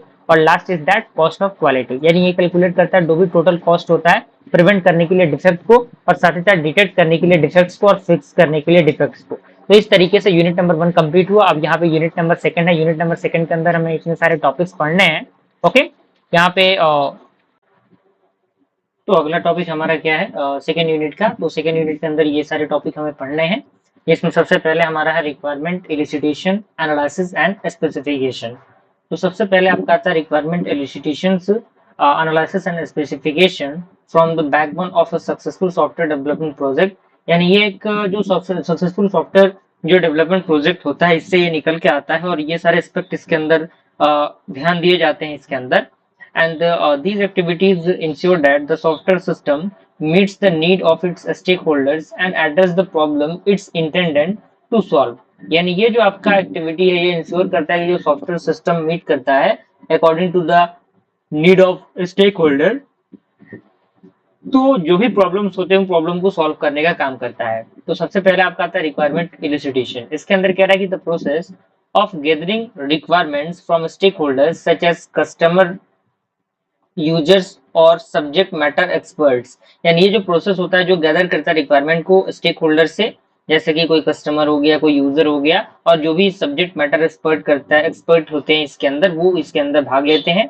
And it involve understanding the problem space, defining what is expected from the system and understand identifying constant और limitation, यानी ये इन्वॉल्व करता है अंडरस्टैंड करने के लिए जो भी प्रॉब्लम स्पेस होते हैं जो डिफाइन करता है कि आखिर क्या एक्सपेक्टेड होते हैं सिस्टम से, हमें क्या एक्सपेक्ट करना है और साथ ही साथ किस तरीके से आइडेंटिफाई करना है कॉन्स्टेंट्स को और किसी लिमिटेशन को। दूसरा आपका था रिक्वायरमेंट एनालिसिस, इसके अंदर कह रहा है कि involves refining the gathered requirements, clarifying ambiguities and resolving conflict between requirements, यानी ये इन्वॉल्व करता है रिफाइन करने के लिए जो भी गैदर रिक्वायरमेंट्स होते हैं उनसे और ये क्लैरिफाई करता है किसी भी एम्बिग्यूटीज को और ये साथ ही साथ क्या करता है रिजॉल्व करता है कॉन्फ्लिक्ट को between the requirement. Okay, and अगला पॉइंट कह रहा है कि analysis ensure that requirements are clear, complete and feasible and it form the foundation for designing the system, यानी जो एनालिसिस होता है वो इंश्योर करता है जो रिक्वायरमेंट है वो काफी क्लियर हो, कंप्लीट हो और फिजिबल हो और इसका जो फाउंडेशन है वो डिजाइनिंग सिस्टम के अराउंड हो। तीसरा आपका रिक्वायरमेंट स्पेसिफिकेशन, नाम से ही आपको पता लग रहा है, बहुत सारी चीजें आपको नाम से ही पता लग जाएंगी तो कोई बहुत बड़ी प्रॉब्लम नहीं होगी इसके अंदर। तो इसके अंदर कह रहा है कि the final step of defining the requirements in a structured format, यानी ये जो आपका स्पेसिफिकेशन है ये आपका फाइनल स्टेप होता है किसी भी रिक्वायरमेंट स्ट्रक्चर फॉर्मेट के अकॉर्डिंग एंड इट में इन्वॉल्व फॉर्मल डॉक्यूमेंटेशन और modelling to represented functional non functional और अदर सिस्टम रिक्वायरमेंट, यानी ये इन्वॉल्व करता है फॉर्मल डॉक्यूमेंटेशन को मॉडलिंग को जो रिप्रेजेंटेड करता है किसी फंक्शनल नॉन फंक्शनल और अनदर सिस्टम रिक्वायरमेंट्स को। अगला पॉइंट कह रहा है कि specification serve as a contract between stakeholder and developers defining what the system must do and under what condition, यानी जो स्पेसिफिकेशन होता है वो सर्व करता है कॉन्ट्रैक्ट को किसके बीच में, स्टेक होल्डर के बीच में और डेवलपर के बीच में कॉन्ट्रैक्ट का काम करता है, कॉन्ट्रैक्ट का काम करता है जो डिफाइन करता है कि क्या सिस्टम काम करेगा और क्या उसके अंदर के कंडीशन रहेंगे। अगला हमारा टॉपिक है functional and non functional requirement, इसके अंदर पॉइंट कह रहा है सबसे पहले फंक्शनल रिक्वायरमेंट के अंदर कि डिस्क्राइब द स्पेसिफिक बिहेवियर और फंक्शन ऑफ द सिस्टम, यानी जो आपका फंक्शनल रिक्वायरमेंट होता है वो एक स्पेसिफिक बिहेवियर को और फंक्शन ऑफ सिस्टम को क्या करता है, डिस्क्राइब करता है। दूसरा पॉइंट कह रहा है कि what the system should do and such as processing input, generating output और परफॉर्मिंग कैलकुलेशन, यानी ये बताता है कि आखिर सिस्टम को क्या करना चाहिए, जैसे कि प्रोसेसिंग होता है इनपुट का, गैदरिंग होता है आउटपुट का, और परफॉर्म करना होता है कोई भी कैलकुलेशन को। एग्जांपल दिया हुआ है कि the system must allow users to register and log in with an email and password, यानी जैसे मान लीजिए कोई भी सिस्टम है वो अलाउ करता है यूजर को रजिस्टर करने के लिए और लॉग इन करने के लिए उनके ईमेल और पासवर्ड के अकॉर्डिंग, तो ये बेसिकली क्या फंक्शनल रिक्वायरमेंट का एग्जांपल है। दूसरा आपका है नॉन फंक्शनल रिक्वायरमेंट। इसके अंदर पॉइंट्स ऐसे कह रहा है कि define the quality attribute, system performance, security, scalability and other constant, यानी ये डिफाइन करता है क्वालिटी के एट्रीब्यूट को, सिस्टम के परफॉर्मेंस को, सिक्योरिटी को और साथ ही साथ स्केलेबिलिटी को और अनदर कांस्टेंट को। देन अगला पॉइंट कह रहा है कि they often define how well the system should perform certain functions और बिहेव अंडर स्पेसिफिक कंडीशन, यानी ये डिफाइन करता है कि आखिर कैसे जो बेहतरीन सिस्टम है वो जो भी अलग अलग फंक्शंस हैं उनको किस तरीके से उन स्पेसिफिक कंडीशन के अकॉर्डिंग फुलफिल करता है। जैसे कि एग्जांपल दिया हुआ है कि the system must be able to handle 1000 concurrent users, यानी मान लीजिए कोई भी सिस्टम है वो 1000 यूजर्स के डेटा को क्या कर सकता है, कंकरेंट कर सकता है, और the system should respond to the user request in under 2 second, और लगभग 2 सेकंड के अंदर अंदर सारे जो रिस्पॉन्सेज हैं वो प्रोवाइड कर देता है according to the request. Okay, अब यहाँ पे अगला आपका आता है requirement sources and elicitation technique. तो इसके अंदर सबसे पहला रिक्वायरमेंट सोर्सेस है, इसमें सबसे पहले आपके आते हैं स्टेक होल्डर्स, इसमें यूजर आएगा, कस्टमर आएगा, प्रोडक्ट मैनेजर आएगा, डोमेन एक्सपर्ट्स आएंगे और भी बहुत सारी चीजें इसके अंदर आएंगी। दूसरा आपका आता है एग्जिस्टिंग डॉक्यूमेंटेशन, तो इसके अंदर कह रहा है कि previous system documentation, industry standard and regulation, यानी इसके अंदर जो पिछले सिस्टम डॉक्यूमेंटेशन होंगे वो आएंगे, इंडस्ट्री स्टैंडर्ड इसके अंदर आएंगे और जो भी रेगुलेशन होता है वो इसके अंदर आएगा। तीसरा आपका आता है कॉम्पिटिटिव एनालिसिस, ये क्या करता है, ये स्टडी करता है similar system in the market, यानी जो मार्केट में बेहतरीन सिस्टम जो काम कर रहा है उसके सिमिलैरिटी पे ये चीजें डिपेंड करती हैं। और चौथा आपका आता है प्रोटोटाइप, जिसे हम लोग मॉकअप्स कहते हैं, तो ये क्या करता है, ये प्रोवाइड करता है स्टेक होल्डर को एक प्रोटोटाइप को जो क्लियरिफाई करता है उसके रिक्वायरमेंट को। दूसरा आपका क्या आता है, पहला तो आपका रिक्वायरमेंट रिसोर्सेस हो गए, दूसरा आपका आता है रिसिटेशन टेक्निक। इसके अंदर सबसे पहला आपका आता है इंटरव्यूज, इसके अंदर पॉइंट कह रहा है कि 1-on-1 और group interviews with stakeholders to gather their requirement, यानी इसके अंदर एक या एक से अधिक जो ग्रुप इंटरव्यूज होते हैं वो स्टेक होल्डर के अकॉर्डिंग और उनके रिक्वायरमेंट के अकॉर्डिंग गैदर किए जाएंगे। दूसरा आपका आता है सर्वे एंड क्वेश्चनरीज, यानी सर्वे करना, चीजों को एनालाइज करना सर्वे के दौरान, तो ये क्या करता है, ये कलेक्ट करता है रिक्वायरमेंट को from large group of stakeholder, यानी बड़े मात्रा में जो स्टेक होल्डर के ग्रुप्स होते हैं उनसे चीजों को कलेक्ट करता है, एक स्ट्रक्चर्ड वे में उन चीजों को ये क्या करता है, कलेक्ट करता है। वर्कशॉप्स की हम बात करें तो ये क्या होता है, interactive group session to identify and prioritize requirement, यानी ये बेसिकली ग्रुप सेशन होता है जिसमें उस सॉफ्टवेयर के बारे में बेहतरीन तरीके से बताया जाता है, उनको आइडेंटिफाई किया जाता है और उनके प्रायोरिटाइजेशन के अकॉर्डिंग उनके रिक्वायरमेंट को डिफाइन किया जाता है। चौथा आपका आता है ऑब्जर्वेशन, तो इसके अंदर कह रहा है कि understanding users needs by observing their current workflow और सिस्टम यूजर्स, यानी ये अंडरस्टैंड करता है यूजर की नीड को किसके अकॉर्डिंग, ऑब्जर्व करने के अकॉर्डिंग, जो भी उसका करंट वर्कफ्लो है और जो सिस्टम यूज हो रहा है उसके अकॉर्डिंग वो चीजों को अंडरस्टैंड करता है। पांचवा आपका आता है प्रोटोटाइपिंग, ये क्या करता है, creating a working model of the system to gather feedback from stakeholder, यानी ये क्रिएट करता है एक वर्किंग मॉडल को उस सिस्टम के और गैदर करता है फीडबैक को किससे, एक स्टेक होल्डर से। अगला आपका आता है यूज केसेस, ये क्या करता है, documenting and analysing how user will interact with the system, यानी ये डॉक्यूमेंटिंग करता है, एनालाइजिंग करता है और बताता है कि आखिर कैसे जो यूजर है वो इंटरेक्ट करेगा सिस्टम से। और अगला आपका आता है वो आता है ब्रेनस्टॉर्मिंग, तो इसके अंदर ये क्या होता है कि ये जनरेट करता है एक वाइड रेंज ऑफ आइडिया को सिस्टम के लिए फीचर्स और रिक्वायरमेंट के अकॉर्डिंग। ओके, अब यहाँ पे आता है analysis modelling for function oriented and object oriented software development, तो इसमें सबसे पहले आपका आता है फंक्शन ओरिएंटेड सॉफ्टवेयर डेवलपमेंट, जो क्या करता है, focus on defining and managing the system function और प्रोसेसेस, यानी ये फोकस करता है डिफाइन करने के लिए और मैनेज करने के लिए जो भी सिस्टम के फंक्शंस हैं और उसके प्रोसेस हैं उसके लिए। अगला पॉइंट कह रहा है कि this the system is typically modelled using data flow diagram and structure analysis, यानी जो सिस्टम है वो टाइपिकली मॉडल्ड होंगे किसके मदद से, जो आपका डेटा फ्लो डायग्राम है उसके मदद से और जो स्ट्रक्चर्ड एनालिसिस है उसके मदद से। अब इसमें एक टर्म आता है डीएफटीज का, जिसे हम लोग डेटा फ्लो डायग्राम कहते हैं, तो ये यूज होता है that is used to show how the data flow through the system and functions that transform this data, यानी ये यूज करता है शो करने के लिए कि आखिर कैसे डेटा फ्लो जो है वो थ्रू द सिस्टम काम करेगा, और जो फंक्शन है वो ट्रांसफॉर्म करेंगे, किस तरीके से उनके आइडियाज को ट्रांसफॉर्म करेंगे। दूसरा है एंटिटी रिलेशनशिप डायग्राम, जिसे हम लोग ईआर डायग्राम भी कहते हैं। तो often use to represent the data structure in a function oriented approach, यानी ये बेसिकली यूज किया जाता है रिप्रेजेंटेड करने के लिए डेटा स्ट्रक्चर को एक फंक्शन ओरिएंटेड अप्रोच के अकॉर्डिंग। और तीसरा आपका आता है स्ट्रक्चर्ड चार्ट, जो क्या करता है, ये मदद करता है ऑर्गेनाइज करने के लिए फंक्शन को एक हायरार्किकल वे में। क्लियर। दूसरा आपका क्या है, ऑब्जेक्ट ओरिएंटेड सॉफ्टवेयर डेवलपमेंट है। तो इसके अंदर कह रहा है कि focusing on defining the system in terms of object, यानी ये फोकस करता है डिफाइन करने के लिए सिस्टम को किसके रूप में, ऑब्जेक्ट के रूप में, जो क्या करता है which are instance of classes that encapsulate both a data and behaviour, यानी ये क्या करता है, ये इंस्टेंस करता है क्लासेस को जो इनकैप्सुलेट होते हैं दोनों डेटा के अकॉर्डिंग भी और बिहेवियर के अकॉर्डिंग भी। थोड़ा सा थ्योरेटिकल है, आपको थोड़ा सा लग रहा होगा कि यार ये क्या चल रहा है, लेकिन चीजों को आप देखिए, एक एक लाइन को मैं अच्छी तरीके से समझाने की कोशिश कर रहा हूँ, कहीं से कोई दिक्कत परेशानी आपको नहीं होगी, बस इत्मीनान से आपको इस वीडियो को देखना है। अब यहाँ पे आता है UML is widely use to model the system, यानी ये इसके अंदर जो यूनिफाइड मॉडलिंग लैंग्वेज होता है इसका वाइडली यूज होता है, जिसमें बहुत सारी चीजें यूज होती है। तो इसमें सबसे पहले आपका आता है यूज केस डायग्राम, जो रिप्रेजेंटेट करता है how the system will be used by external actors, यानी किस तरीके से जो सिस्टम है वो यूज किए जाएंगे एक्सटर्नल एक्टर्स के अकॉर्डिंग, जैसे कि यूजर हो गया और अदर सिस्टम हो गए। दूसरा आपका आता है क्लास डायग्राम, जो डिफाइन करता है स्ट्रक्चर ऑफ ऑब्जेक्ट को और उसके रिलेशनशिप को। तीसरा आपका आता है सीक्वेंस डायग्राम, जो शो करता है how the object interact over time, यानी ये बताता है कि आखिर कैसे जो ऑब्जेक्ट है वो टाइम के अकॉर्डिंग इंटरेक्ट करे। और चौथा आपका आता है क्या, वो आता है स्टेट डायग्राम, जो डिस्क्राइब करता है the various state and object can be in and how it transitions between them. Okay.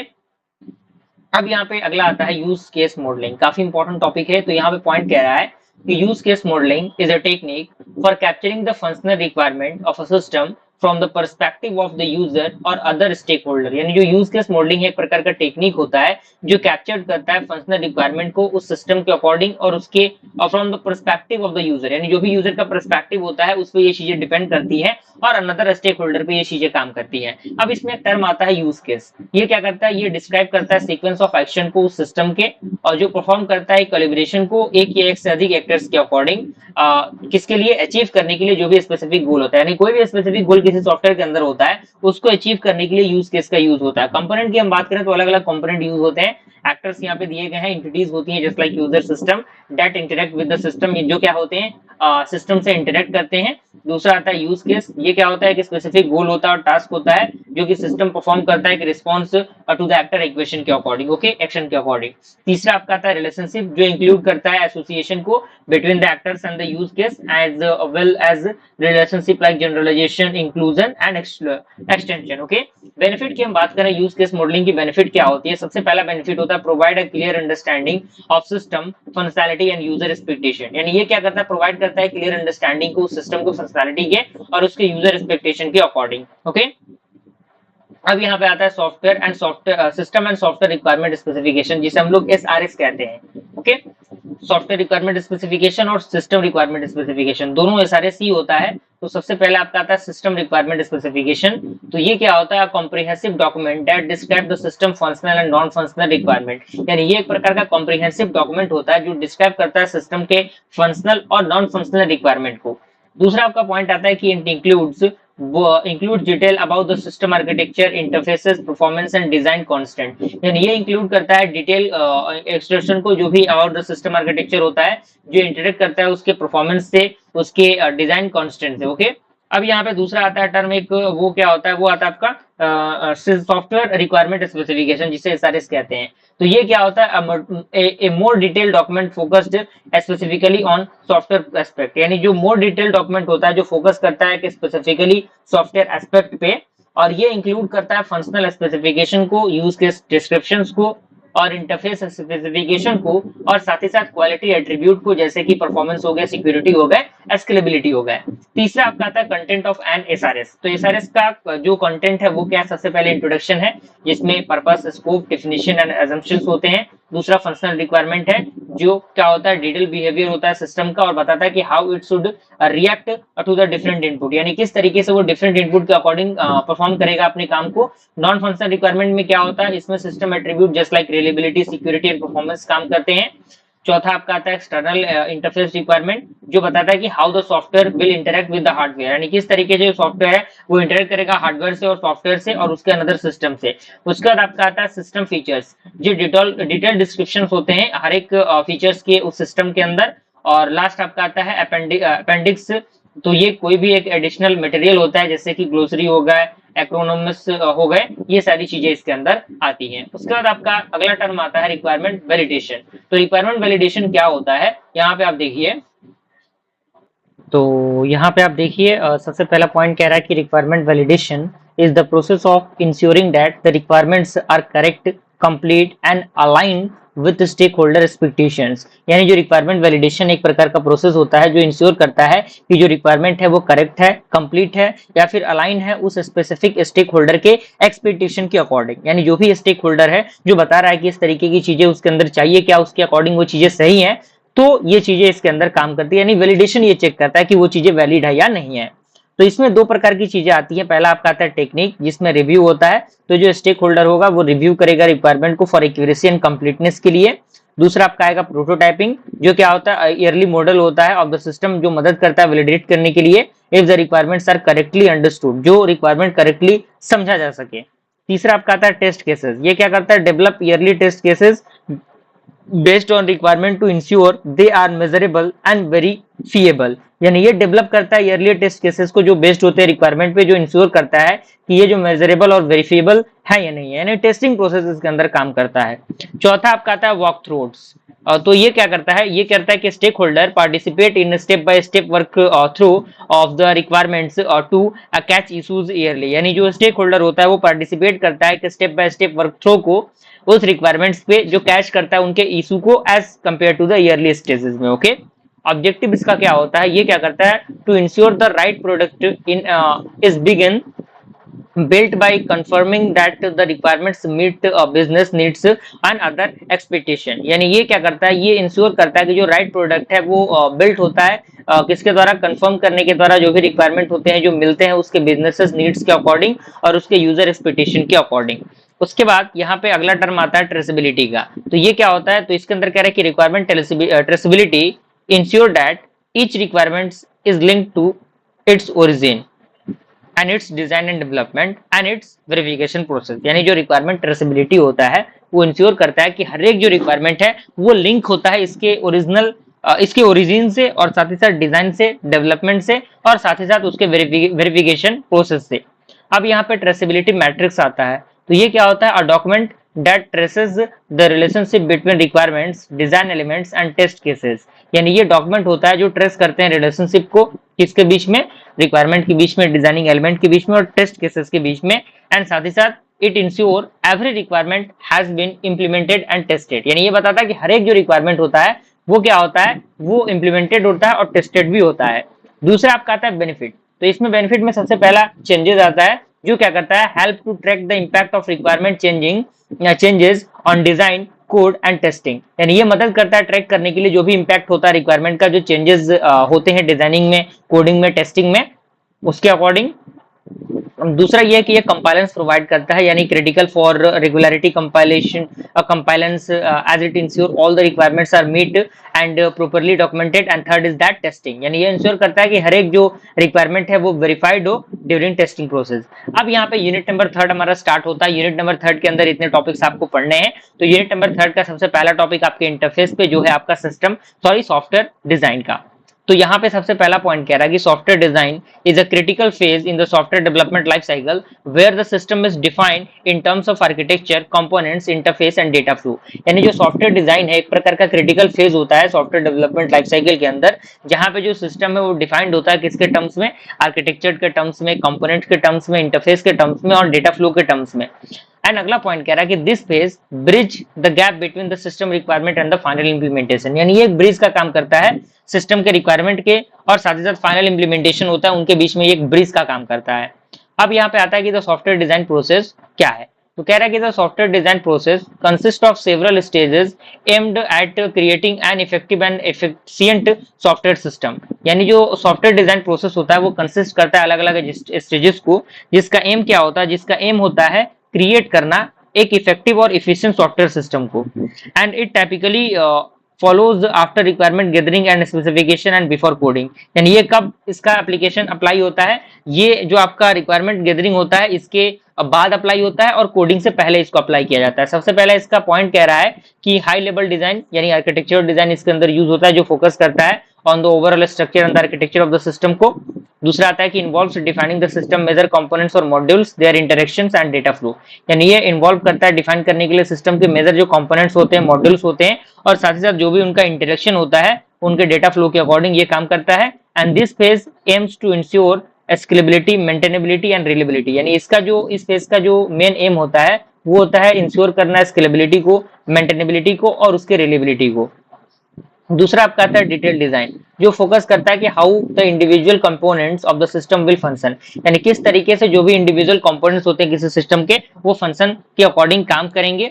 और दूसरा पॉइंट कह रहा है कि involve specifying algorithm, data structure and interfaces for each component. यानी ये इन्वॉल्व करता है स्पेसिफाई करने के लिए एल्गोरिथम को, डेटा स्ट्रक्चर को, और साथ ही साथ जो भी इंटरफेस होता है हर एक कंपोनेंट के उसके लिए।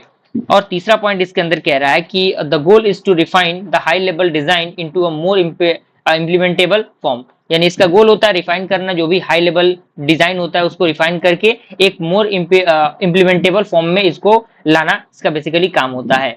तीसरा आपका आता है इंटरफेस डिजाइन। ये क्या करता है, deal with how the different models will communicate with each other. यानी ये डील करता है कि आखिर कैसे जो डिफरेंट मॉडल्स है वो कम्युनिकेट करेंगे एक दूसरे के साथ। दूसरा पॉइंट इसके अंदर कह रहा है कि define input and output parameter, data format and communication protocol. यानी ये डिफाइन करता है इनपुट और आउटपुट पैरामीटर को, डेटा फॉर्मेट को, और जो भी कम्युनिकेशन प्रोटोकॉल होता है उसको। और लास्ट आपका आता है डिजाइन रिफाइनमेंट। यानी ये अल्टरनेटली जो होते हैं ये रिफाइन करते हैं डिजाइन को, चीजों को बनाने के लिए काफी एफिशिएंट, सिंपलर और easier to design, easier to implement करने के लिए।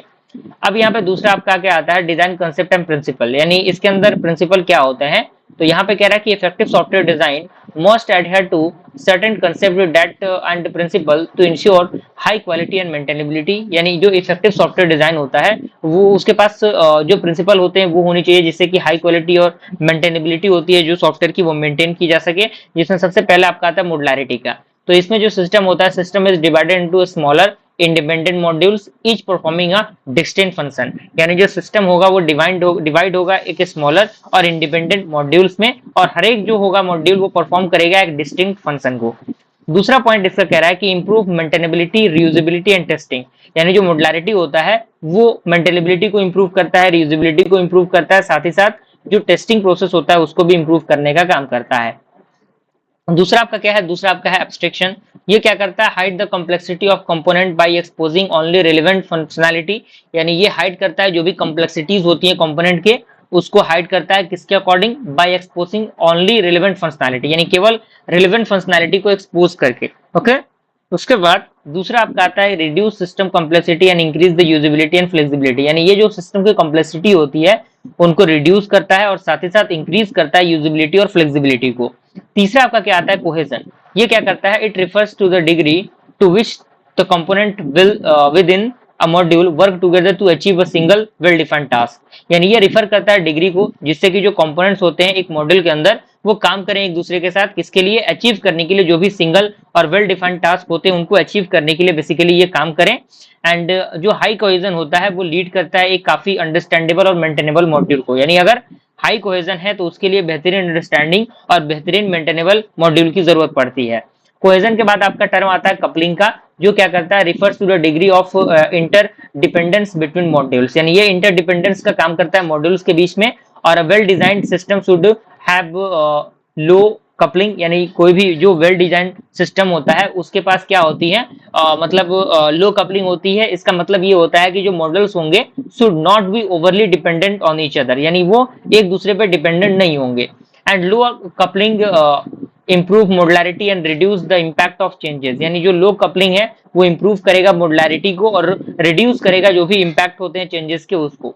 पांचवा आपका आता है सेपरेशन ऑफ कंसर्न। ये क्या करता है, breaking down a system into a distinct concern और area of functionality each of which is handle independently. यानी जो भी सिस्टम होगा इनको ब्रेक डाउन करेगा एक डिस्टिंक्ट कंसर्न्स में और एरिया ऑफ फंक्शनैलिटी पे, और हर एक जो होगा वो हैंडल करेगा इन चीजों को काफी इंडिपेंडेंटली। ओके, अब यहाँ पे टर्म आता है सॉफ्टवेयर मॉडलिंग एंड यूएमएल, जिसे हम लोग यूनिफाइड मॉडलिंग लैंग्वेज कहते हैं। अभी हमने पीछे भी डिस्कस किया हुआ है इसके टर्म्स को। तो यहाँ पे सॉफ्टवेयर मॉडलिंग जो होता है एक प्रकार का प्रोसेस होता है of creating the abstract representation of the system to better understand, visualize and communicate its design। यानी जो भी सॉफ्टवेयर की डिजाइन है उनको अच्छी तरीके से समझने के लिए, उनको विजुअलाइज करने के लिए, कम्युनिकेट करने के लिए उनके डिजाइन्स को सॉफ्टवेयर मॉडलिंग का यूज होता है। और जो यूएमएल होता है वो वाइडली अडॉप्ट होते हैं मॉडलिंग लैंग्वेज के अकॉर्डिंग, जो प्रोवाइड करता है एक स्टैंडर्डाइज्ड वे को जिससे कि विजुअलाइज किया जा सके सिस्टम के कंपोनेंट्स को और उसके इंटरेक्शन को। अब यहाँ पे की कंपोनेंट दिए हुए हैं यूएमएल डायग्राम के। सबसे पहले यूज केस डायग्राम है, क्लास डायग्राम है, सीक्वेंस डायग्राम है, स्टेट डायग्राम है, एक्टिविटी डायग्राम है, कंपोनेंट डायग्राम है, डिप्लॉयमेंट डायग्राम है। ओके, तो ये अलग अलग चीजें हैं,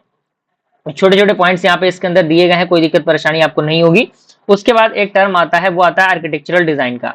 तो यहाँ पे पॉइंट कह रहा है कि architectural design refers to the high level structuring of software system. यानी जो आर्किटेक्चरल डिजाइन होता है वो रिफर्स करता है high level structuring of the system, software system पे, जो डिफाइन करता है कि जो भी मेजर कंपोनेंट होते हैं और जो सब सिस्टम्स होते हैं और उनके जो इंटरेक्शन होते हैं कि आखिर कैसे उनको फुलफिल किया जाए उनके रिक्वायरमेंट्स को।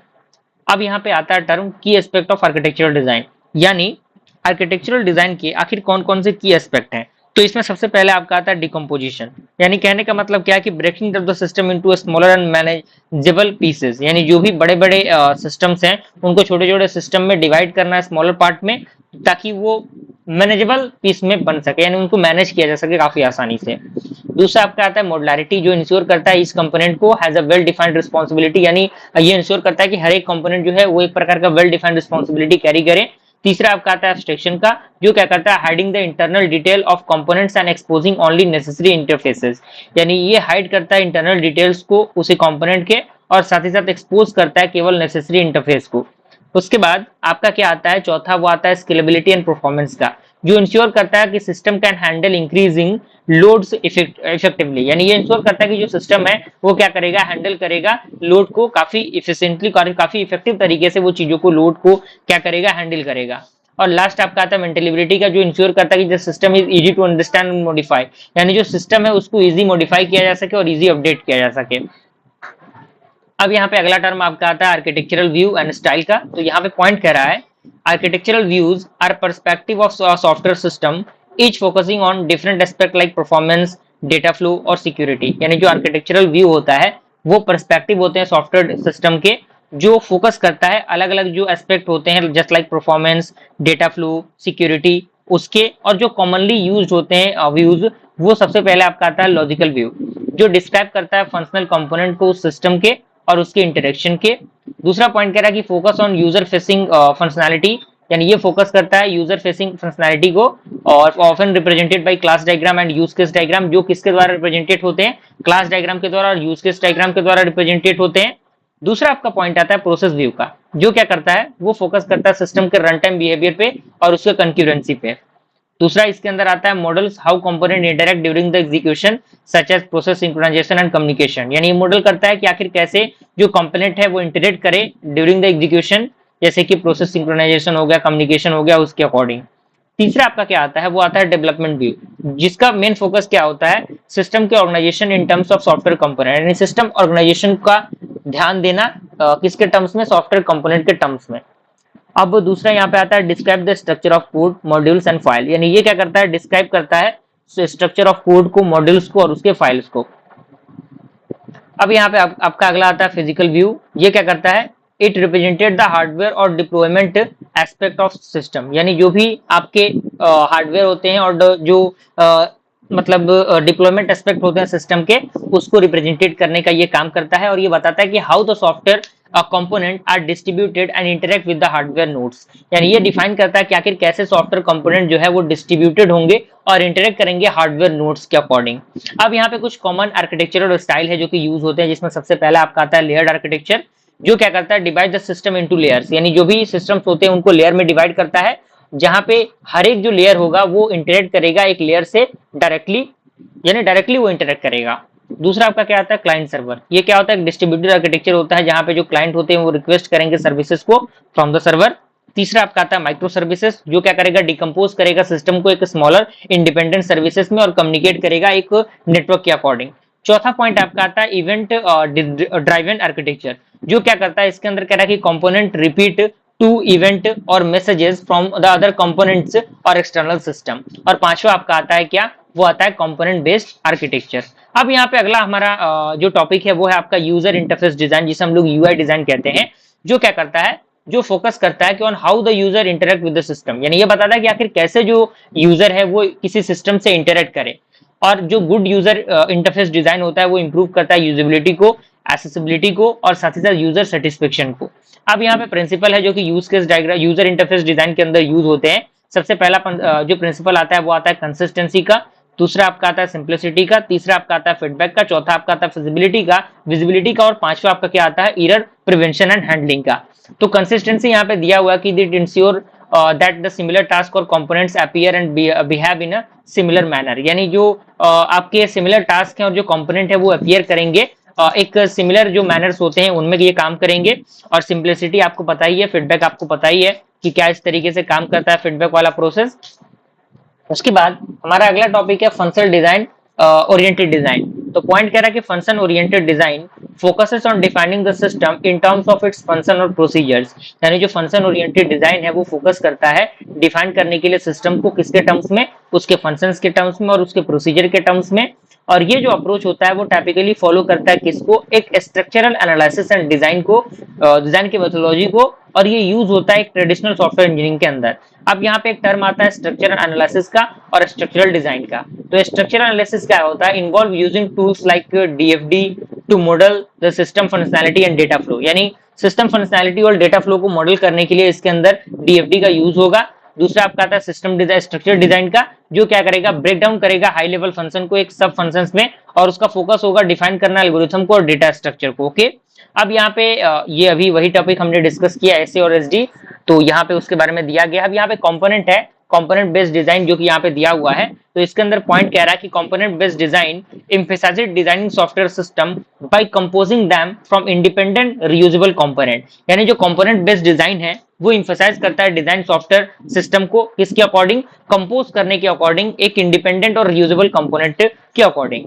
अब यहाँ पे पॉइंट कह रहा है कि component can be pre build, यानी जो कंपोनेंट होते हैं हो सकते हैं वो क्या हो सकते हैं, पहले से बिल्ड हो सकते हैं, जस्ट लाइक लाइब्रेरीज और सर्विसेज, और design specifically for the system, यानी जो किसी सिस्टम के लिए ही स्पेसिफिकली क्या होते हैं, डिजाइन किए जाते हैं।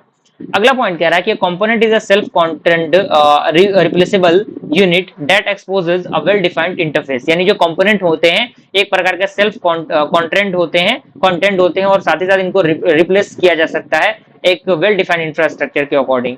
अब यहाँ पे पॉइंट कर रहा है कि CBD allow for faster development, better maintainability and scalability by reusing existing component, यानी जो कंप्यूटर कंपोनेंट बेस्ड डिजाइन है वो बेसिकली क्या होता है, वो एक फास्टर डेवलपमेंट के लिए और बेटर मेंटेनेबिलिटी और स्केलेबिलिटी के लिए यूज होता है।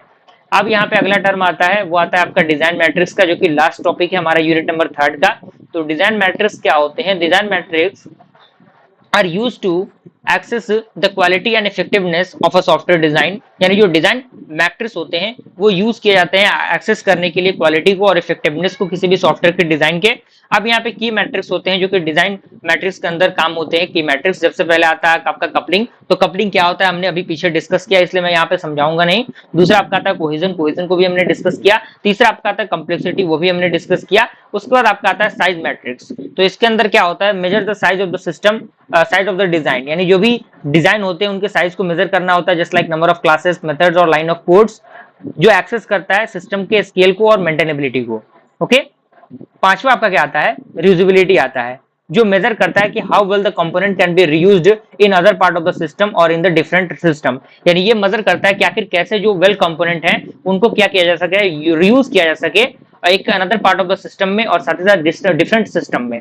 और लास्ट आपका आता है परफॉर्मेंस का, तो जो क्या करता है, जो एक्सेस करता है कि how well the system design perform the under the different load and the requirement. Okay, अब यहाँ पे यूनिट नंबर 4 दिया हुआ है, यूनिट नंबर 4 का पूरा टॉपिक यहाँ पे मेंशन किया गया है।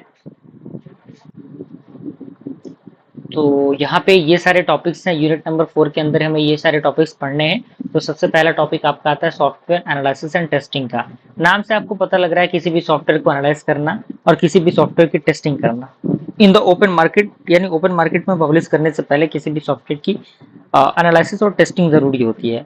यहाँ पे कह रहा है कि software analysis and testing are critical activities in ensuring that a software system works as intended, is free of defect and meets user expectations.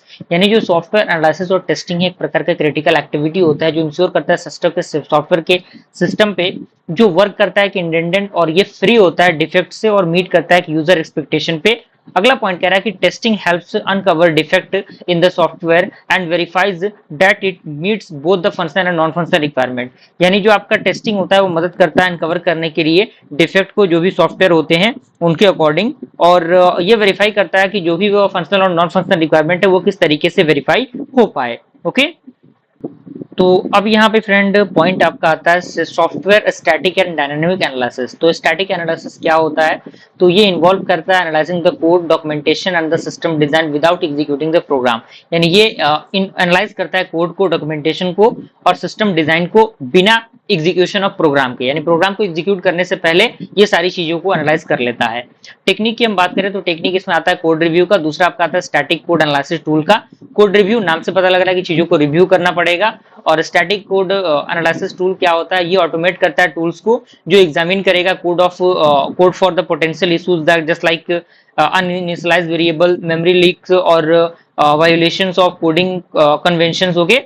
अगर हम बेनिफिट की बात करें स्टैटिक एनालिसिस की, तो बेनिफिट ये है कि helps identifying bugs yearly in the development cycle. यानी ये मदद करता है आइडेंटिफाई करने के लिए बग्स को काफी जल्दी, और ये डेवलप करता है डेवलपमेंट लाइफ साइकिल में ये काम करता है। अगर हम इसके दूसरे बेनिफिट की बात करें तो ये क्या करता है? ये इंप्रूव करता है कोड की क्वालिटी को और उसकी मेंटेनेबिलिटी को। दूसरा आपका आता है डायनेमिक एनालिसिस। ये क्या करता है? Involve analysing the system, auditing its execution to identify errors that only becomes apparent when the program is running. यानी ये इन्वॉल्व करता है एनालाइजिंग द सिस्टम को, किसके दौरान? जो भी एग्जीक्यूशन होता है उसके दौरान, जो आइडेंटिफाई करता है एरर को कब? जब अपरेंट बनेगा एक प्रोग्राम रनिंग प्रोसेस में। अगर हम टेक्निक की बात करें डायनेमिक एनालिसिस में कौन कौन से टेक्निक यूज होते हैं, तो सबसे पहला टेक्निक आपका आता है प्रोफिलिंग, दूसरा आपका आता है रन टाइम मॉनिटरिंग। तो ये क्या करता है? It monitors system performance such as memory uses, CPU consumption and execution time. यानी ये जो आपका मॉनिटर करता है सिस्टम के परफॉर्मेंस को, जैसे कि मान लीजिए कि मेमोरी का यूज क्या है, सीपीयू कंजम्पशन कितना हो रहा है, एग्जीक्यूशन टाइम कितना लग रहा है। रन टाइम मॉनिटरिंग की बात करें तो ये क्या करता है? डिटेक्ट करता है इश्यूज को such as memory leak, concurrency problem and performance bottlenecks during the execution. Benefit ये है कि it helps identifying run time issues that static analysis can not reveal. यानी ये मदद करता है आइडेंटिफाई करने के लिए रन टाइम इश्यूज को जो कि आपके स्टैटिक एनालिसिस से उनको रिवील ना किया जा सके, जैसे कि रिसोर्सेज लीक हो गए और यूजर इंटरेक्शन हो गया। अब यहाँ पे दूसरा पॉइंट आपका आता है कोड इंस्पेक्शन का। इंस्पेक्शन नाम से आपको पता लग रहा है कि चीजों को इंस्पेक्ट करने वाला काम इसके अंदर होगा। तो पॉइंट कह रहा है कि code inspections are a formalised peer review process in which developers examine the source code to find and correct mistake, improve code quality and ensure that it meets predefined standard। यानी जो code inspection होता है एक प्रकार का formalised peer review process होता है जिसमें कि जो डेवलपर्स होते हैं वो एग्जामिन करते हैं सोर्स कोड को किसके अकॉर्डिंग? फाइंड आउट करने के लिए, करेक्ट मिस्टेक को और इंप्रूव करने के लिए जो भी कोड की क्वालिटी है उसको, और साथ ही साथ इंश्योर करने के लिए कि जो ये मीट कर सके जो भी आपके प्री डिफाइंड स्टैंडर्ड है उसके अकॉर्डिंग। अगर हम बात करें प्रोसेस जो होता है वो टाइपिकली इन्वॉल्व करता है किसको? प्रिपरेशन को, मीटिंग को और डिफेक्ट क्लासिफिकेशन को और रिवर्क को। तो प्रिपरेशन क्या होता है? तो इसके अंदर कह रहा है कि the code is provided to the review team. यानी जो कोड होगा वो किसके द्वारा प्रोवाइड होगा? वो जो रिव्यू टीम होगा उसके द्वारा प्रोवाइड होगा। और मीटिंग की हम बात करें तो इसके अंदर कह रहा है कि developers and reviewers go through the code and identify defect, discrepancies और एरिया ऑफ इंप्रूवमेंट। यानी जो डेवलपर्स होंगे और जो रिव्यूअर्स होंगे वो गो थ्रू होंगे उस कोड से और आइडेंटिफाई करेंगे उसके डिफेक्ट को, जो भी उसके एरिया ऑफ इंप्रूव है उसको ये क्या करेगा? आइडेंटिफाई करेगा। तीसरा आपका आता है डिफेक्ट क्लासिफिकेशन। जो क्या करेगा? ये क्या कह रहा है कि defects are logged and categorised. यानी जो डिफेक्ट होंगे वो लॉग्ड होंगे और कैटेगराइज होंगे just like critical, major and minor. चौथा आपका आता है रिवर्क। इसके अंदर कह रहा है कि the author revises the code to address the identified defect. Okay, benefit की हम बात करें तो बेनिफिट कह रहा है कि code inspection can catch defect yearly. यानी जो भी डिफेक्ट होते हैं कोड के अंदर उनको कोड इंस्पेक्शन काफी जल्दी क्या कर लेता है? कैच कर लेता है और कोड को क्वालिटी को इंप्रूव करता है और रिड्यूस करता है जो भी कॉस्ट होते हैं for the later stages testing उसके लिए। अब यहाँ पे आता है सॉफ्टवेयर टेस्टिंग का। तो सॉफ्टवेयर टेस्टिंग एक प्रकार का प्रोसेस होता है of executing a system to find the defect and ensure it meets specified requirement. यानी जो सॉफ्टवेयर टेस्टिंग होता है एक प्रकार का प्रोसेस होता है जो एग्जीक्यूट करता है किसी भी सॉफ्टवेयर सिस्टम को, जो फाइंड करता है जो भी डिफेक्ट होते हैं, जो इंश्योर करते हैं उसके स्पेसिफाइड रिक्वायरमेंट पे। अब यहाँ पे पॉइंट कह रहा है कि testing involves checking both the functional and non functional aspect. यानी जो टेस्टिंग होता है वो इन्वॉल्व करता है दोनों चीजों को, यानी वो चेक करता है फंक्शनल को भी और नॉन फंक्शनल एस्पेक्ट को भी, किसी भी सॉफ्टवेयर को कंफर्म करने के लिए उसके एक्सपेक्टेड फंक्शनैलिटी को। अब यहाँ पे आपका आता है functionals fundamental of software testing. यानी सॉफ्टवेयर टेस्टिंग का फंडामेंटल क्या है, तो इसका पर्पस दिया हुआ है to validate the functionality, performance, security and stability of the system. यानी ये वैलिडेट करता है किसी भी सिस्टम के फंक्शनैलिटी के, परफॉर्मेंस के और सिक्योरिटी के और स्टेबिलिटी के। टेस्टिंग वर्सेस डिबगिंग, यानी टेस्टिंग क्या होता है, तो यहाँ पे कह रहा है कि testing is the process of identifying defect. यानी डिफेक्ट को आइडेंटिफाई करने का एक प्रोसेस होता है टेस्टिंग, जबकि डिबगिंग क्या होता है, एक प्रकार का प्रोसेस होता है जो फिक्स करता है उसके डिफेक्ट्स को। अब यहाँ पे टर्म आता है वेरिफिकेशन एंड वैलिडेशन। वेरिफिकेशन क्या होता है, वेरिफिकेशन चेक करता है कि if the system is built correctly, यानी क्या वो सिस्टम करेक्टली बेहतरीन तरीके से बना है या नहीं, करेक्ट बना है कि नहीं। जबकि वैलिडेशन जो होता है वो चेक करता है कि if the right system was built, यानी क्या राइट सिस्टम बना है। ओके अब यहाँ पे अगला आपका आता है सॉफ्टवेयर टेस्ट प्रोसेस। तो यहाँ पे पॉइंट कर रहा है कि software test process consist of several phases that ensure the effectiveness of testing activities. यानी जो सॉफ्टवेयर टेस्ट प्रोसेस होता है वो कंसिस्ट करता है सेवरल फेजेस को, जो इंश्योर करता है जो भी इफेक्टिवनेस होते हैं और टेस्टिंग होता है जो एक्टिविटीज होती हैं। जैसे कि सबसे पहले आपका आता है टेस्ट प्लानिंग, जो डिफाइन करता है स्कोप को, ऑब्जेक्टिव को, अप्रोच को और रिसोर्स को, जो जिसको जरूरत पड़ती है टेस्टिंग के लिए। यानी क्या स्कोप है आपके सॉफ्टवेयर का, उसका ऑब्जेक्टिव क्या है, उसका अप्रोच क्या है। अगला पॉइंट कह रहा है कि it include identifying which parts of the software will be tested and the testing strategy and the required tools. यानी ये इंक्लूड करता है आइडेंटिफाई करने के लिए आखिर कौन सा पार्ट जो है वो सॉफ्टवेयर का वो टेस्ट होता है और कौन सा टेस्टिंग स्ट्रेटजी अप्लाई होता है और कौन कौन से रिक्वायर्ड टूल की जरूरत है। दूसरा आपका आता है टेस्ट डिजाइन का, जो क्या करता है, involves creating test cases and test scenarios based on the requirement and design. यानी ये इन्वॉल्व करता है क्रिएट करने के लिए टेस्ट केसेस को और टेस्ट सिनेरियोज को, जो कि बेस्ड होते हैं किस पे, रिक्वायरमेंट पे और डिजाइन पे।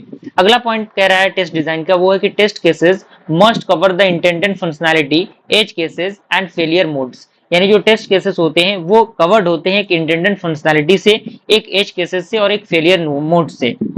तीसरा आपका आता है टेस्ट एग्जीक्यूशन, जो क्या करता है, involves running the test and recording the result. यानी ये इन्वॉल्व करता है रनिंग करने के लिए टेस्ट को, रिकॉर्ड करने के लिए जो भी रिजल्ट होते हैं उनको, और जो मैनुअल और ऑटोमेटेड एग्जीक्यूशन होता है वो इसके अंदर यूज होता है। चौथा आपका आता है डिफेक्ट रिपोर्टिंग।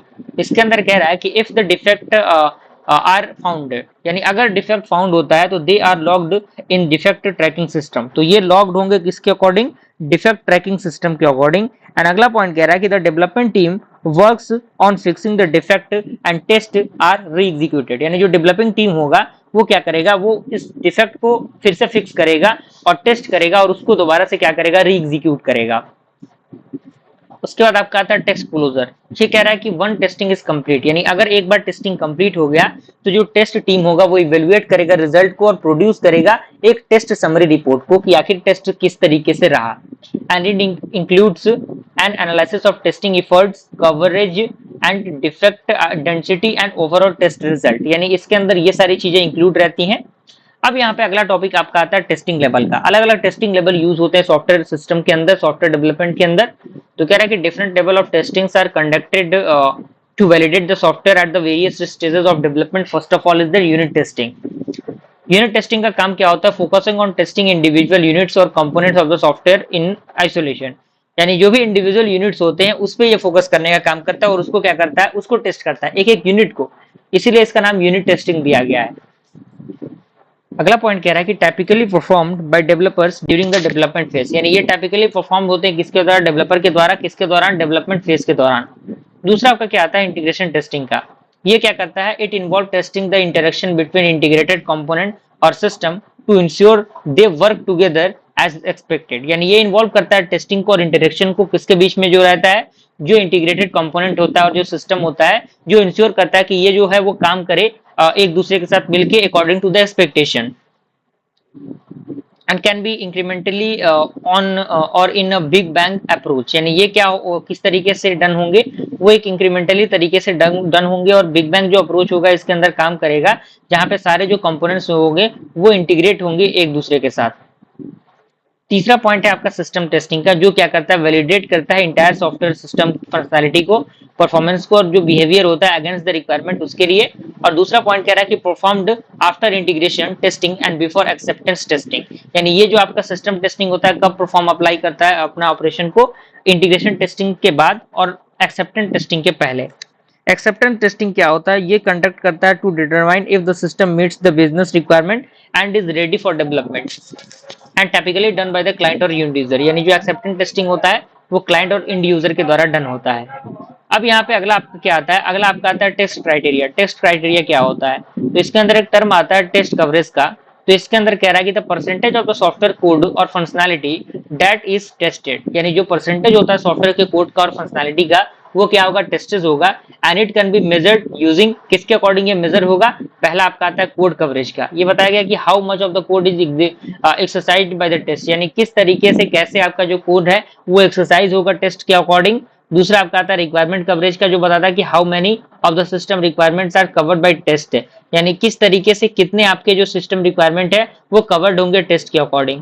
दूसरा आपका क्या आता है टेस्ट कंप्लीटनेस का, तो इसके अंदर पॉइंट कह रहा है कि the degree to which all possible test scenarios have been executed, यानी जो डिग्री, जो जितने भी पॉसिबल आपके टेस्ट सिनारियोज हैं वो क्या हो, वो एग्जीक्यूट हो। अगला आपका आता है test case design. Test case design क्या होता है, तो यहाँ पे पॉइंट कह रहा है कि test cases are the foundation of software testing and should be design to validate both the normal and edge case scenario, यानी जो टेस्ट केस है एक प्रकार का फाउंडेशन का काम करता है सॉफ्टवेयर टेस्टिंग के अंदर। और ये क्या करते हैं, ये चीजों को यूज किया जाता है इसको किसके लिए, वैलिडेट करने के लिए, जो भी नॉर्मल और एज केस सिनारियो होता है उसके लिए। जिसमें सबसे पहले आपका आता है टेस्ट केस कंपोनेंट, जिसमें टेस्ट आईडी आता है, टेस्ट का उसका डिस्क्रिप्शन आता है, इनपुट डेटा आता है, एक्सपेक्टेड रिजल्ट आता है, टेस्ट एग्जीक्यूशन स्टेप आता है, एक्चुअल रिजल्ट आता है। दूसरा आपका आता है टेस्ट केस डिजाइन टेक्निक का, जिसके अंदर बाउंड्री वैल्यू एनालिसिस आता है, इक्विवेलेंस पार्टीशनिंग आता है, डिसीजन टेबल टेस्टिंग आता है। अब यहाँ पे अगला टर्म आपका आता है टेस्ट ओरेकल का। टेस्ट ओरेकल एक प्रकार का मैकेनिज्म होता है जो डिटरमाइन करता है कि whether a test has passed और फेल्ड, यानी ये बताता है कि आखिर कौन सा टेस्ट पास हुआ और कौन सा टेस्ट फेल हुआ। एक्सपेक्टेड आउटपुट इसके अंदर आता है, तो इसके अंदर कह रहा है कि test oracle compares the actual output of a test with the expected result, यानी जो टेस्ट ओरेकल होता है वो कंपेयर करता है कि एक्चुअल आउटपुट से उस टेस्ट के अकॉर्डिंग एक जो आपके एक्सपेक्टेड रिजल्ट होते हैं उसके अकॉर्डिंग ये काम करता है। और दूसरा पॉइंट है कि ऑटोमेटेड ओरेकल। ऑटोमेटेड ओरेकल क्या होते हैं, these oracles are predefined logic और patterns to determine correctness, यानी ये क्या होते हैं, ये oracle predefined होते हैं और जो पैटर्न्स होते हैं वो डिटरमाइन करते हैं करेक्टनेस को। और उसके बाद आपका आता है हम ह्यूमन ओरेकल। तो यहाँ पे कह रहा है कि in the case where automated oracles are not feasible, यानी अगर मान लीजिए ऑटोमेटेड ओरेकल्स फिजिबल ना हो तो जो ह्यूमन होगा वो may evaluate whether the test result are correct. Set clear. अब यहाँ पे आता है टेस्ट टेक्निक का, यानी कौन कौन से टेस्टिंग टेक्निक यूज होते हैं। तो यहाँ पे कह रहा है कि test techniques are methods used to design and execute tests, जिसमें सबसे पहले आपका आता है ब्लैक बॉक्स टेस्टिंग, दूसरा आता है व्हाइट बॉक्स टेस्टिंग, तीसरा आपका आता है unit testing. Black box testing क्या होता है, ये फोकस करता है on the testing the system functionality without knowledge of its internal working, यानी किसी भी सॉफ्टवेयर के इंटरनल वर्किंग को जाने बिना उसकी चीजों को सर्च करना, उसके टेस्ट करना, ये बेसिकली ब्लैक बॉक्स टेस्टिंग का काम होता है। और इसके अंदर क्या है कि test cases are based on the system input and expected output, यानी जो टेस्ट केसेस होंगे वो बेस्ड होंगे किस पे, सिस्टम के इनपुट पे और जो भी एक्सपेक्टेड आउटपुट होगा उस पे। दूसरा आपका आता है व्हाइट बॉक्स टेस्टिंग, जो क्या करता है, focus on testing the internal working of the system, यानी जो भी आपका इंटरनल वर्किंग होता है ये उस पर डिपेंड करता है। व्हाइट ब्लैक बॉक्स टेस्टिंग उस पर डिपेंड नहीं करता, ये इंटरनल पे डिपेंड करता है, just like code structure, algorithm and test cases are based on the code path, branches and logic, यानी जो टेस्ट केसेस होंगे व्हाइट बॉक्स टेस्टिंग का वो किस पे बेस्ड होगा, कोड के पाथ पे बेस्ड होगा। उसके ब्रांचेस पे बेस्ड होगा और उसके जो लॉजिक होंगे उस पे बेस्ड होंगे। तीसरा आपका क्या आता है यूनिट टेस्टिंग का, जो क्या करता है इन्वॉल्व टेस्टिंग इंडिविजुअल फंक्शंस और methods in isolation to ensure correctness, यानी ये इन्वॉल्व करता है टेस्टिंग के इंडिविजुअल फंक्शंस को और मेथड्स को एक आइसोलेशन के अकॉर्डिंग जो इंश्योर करता है किसको करेक्टनेस को।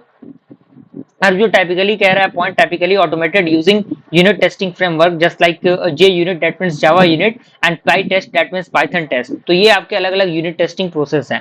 अब यहाँ पे आता है unit testing and unit testing framework. तो यूनिट टेस्टिंग जो है मैंने बताया अभी, फ्रेमवर्क जो अभी यूज होते हैं जावा का है, एन का है और पाइथन का है, ये सारी चीजें इसके अंदर है।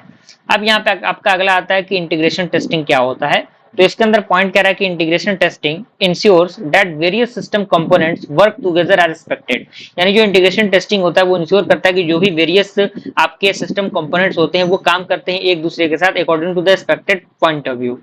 एंड ये क्या करते हैं it test interfaces between modules और एक्सटर्नल सिस्टम, यानी ये टेस्ट करता है इंटरफेस को जो किसके बीच में होता है, मॉड्यूल के बीच में होता है और एक्सटर्नल सिस्टम के बीच में होता है। अब तीसरा पॉइंट आता है कि इंटीग्रेशन टेस्ट में भी बिग बैंग, यानी जो आपका इंटीग्रेशन टेस्ट होगा वो क्या होगा, बिग बैंग होगा, यानी all the component are integrated at once, यानी जितने भी कंपोनेंट्स होंगे वो कम से कम एक बार क्या होंगे, इंटीग्रेट होंगे और इंक्रीमेंटल होंगे। That means component are integrated and test one by one, यानी जो कंपोनेंट होंगे वो तो इंटीग्रेटेड होंगे ही होंगे, लेकिन उनका जो टेस्टिंग प्रोसेस है वो भी वन बाय वन क्या होगा, अप्लाई होगा।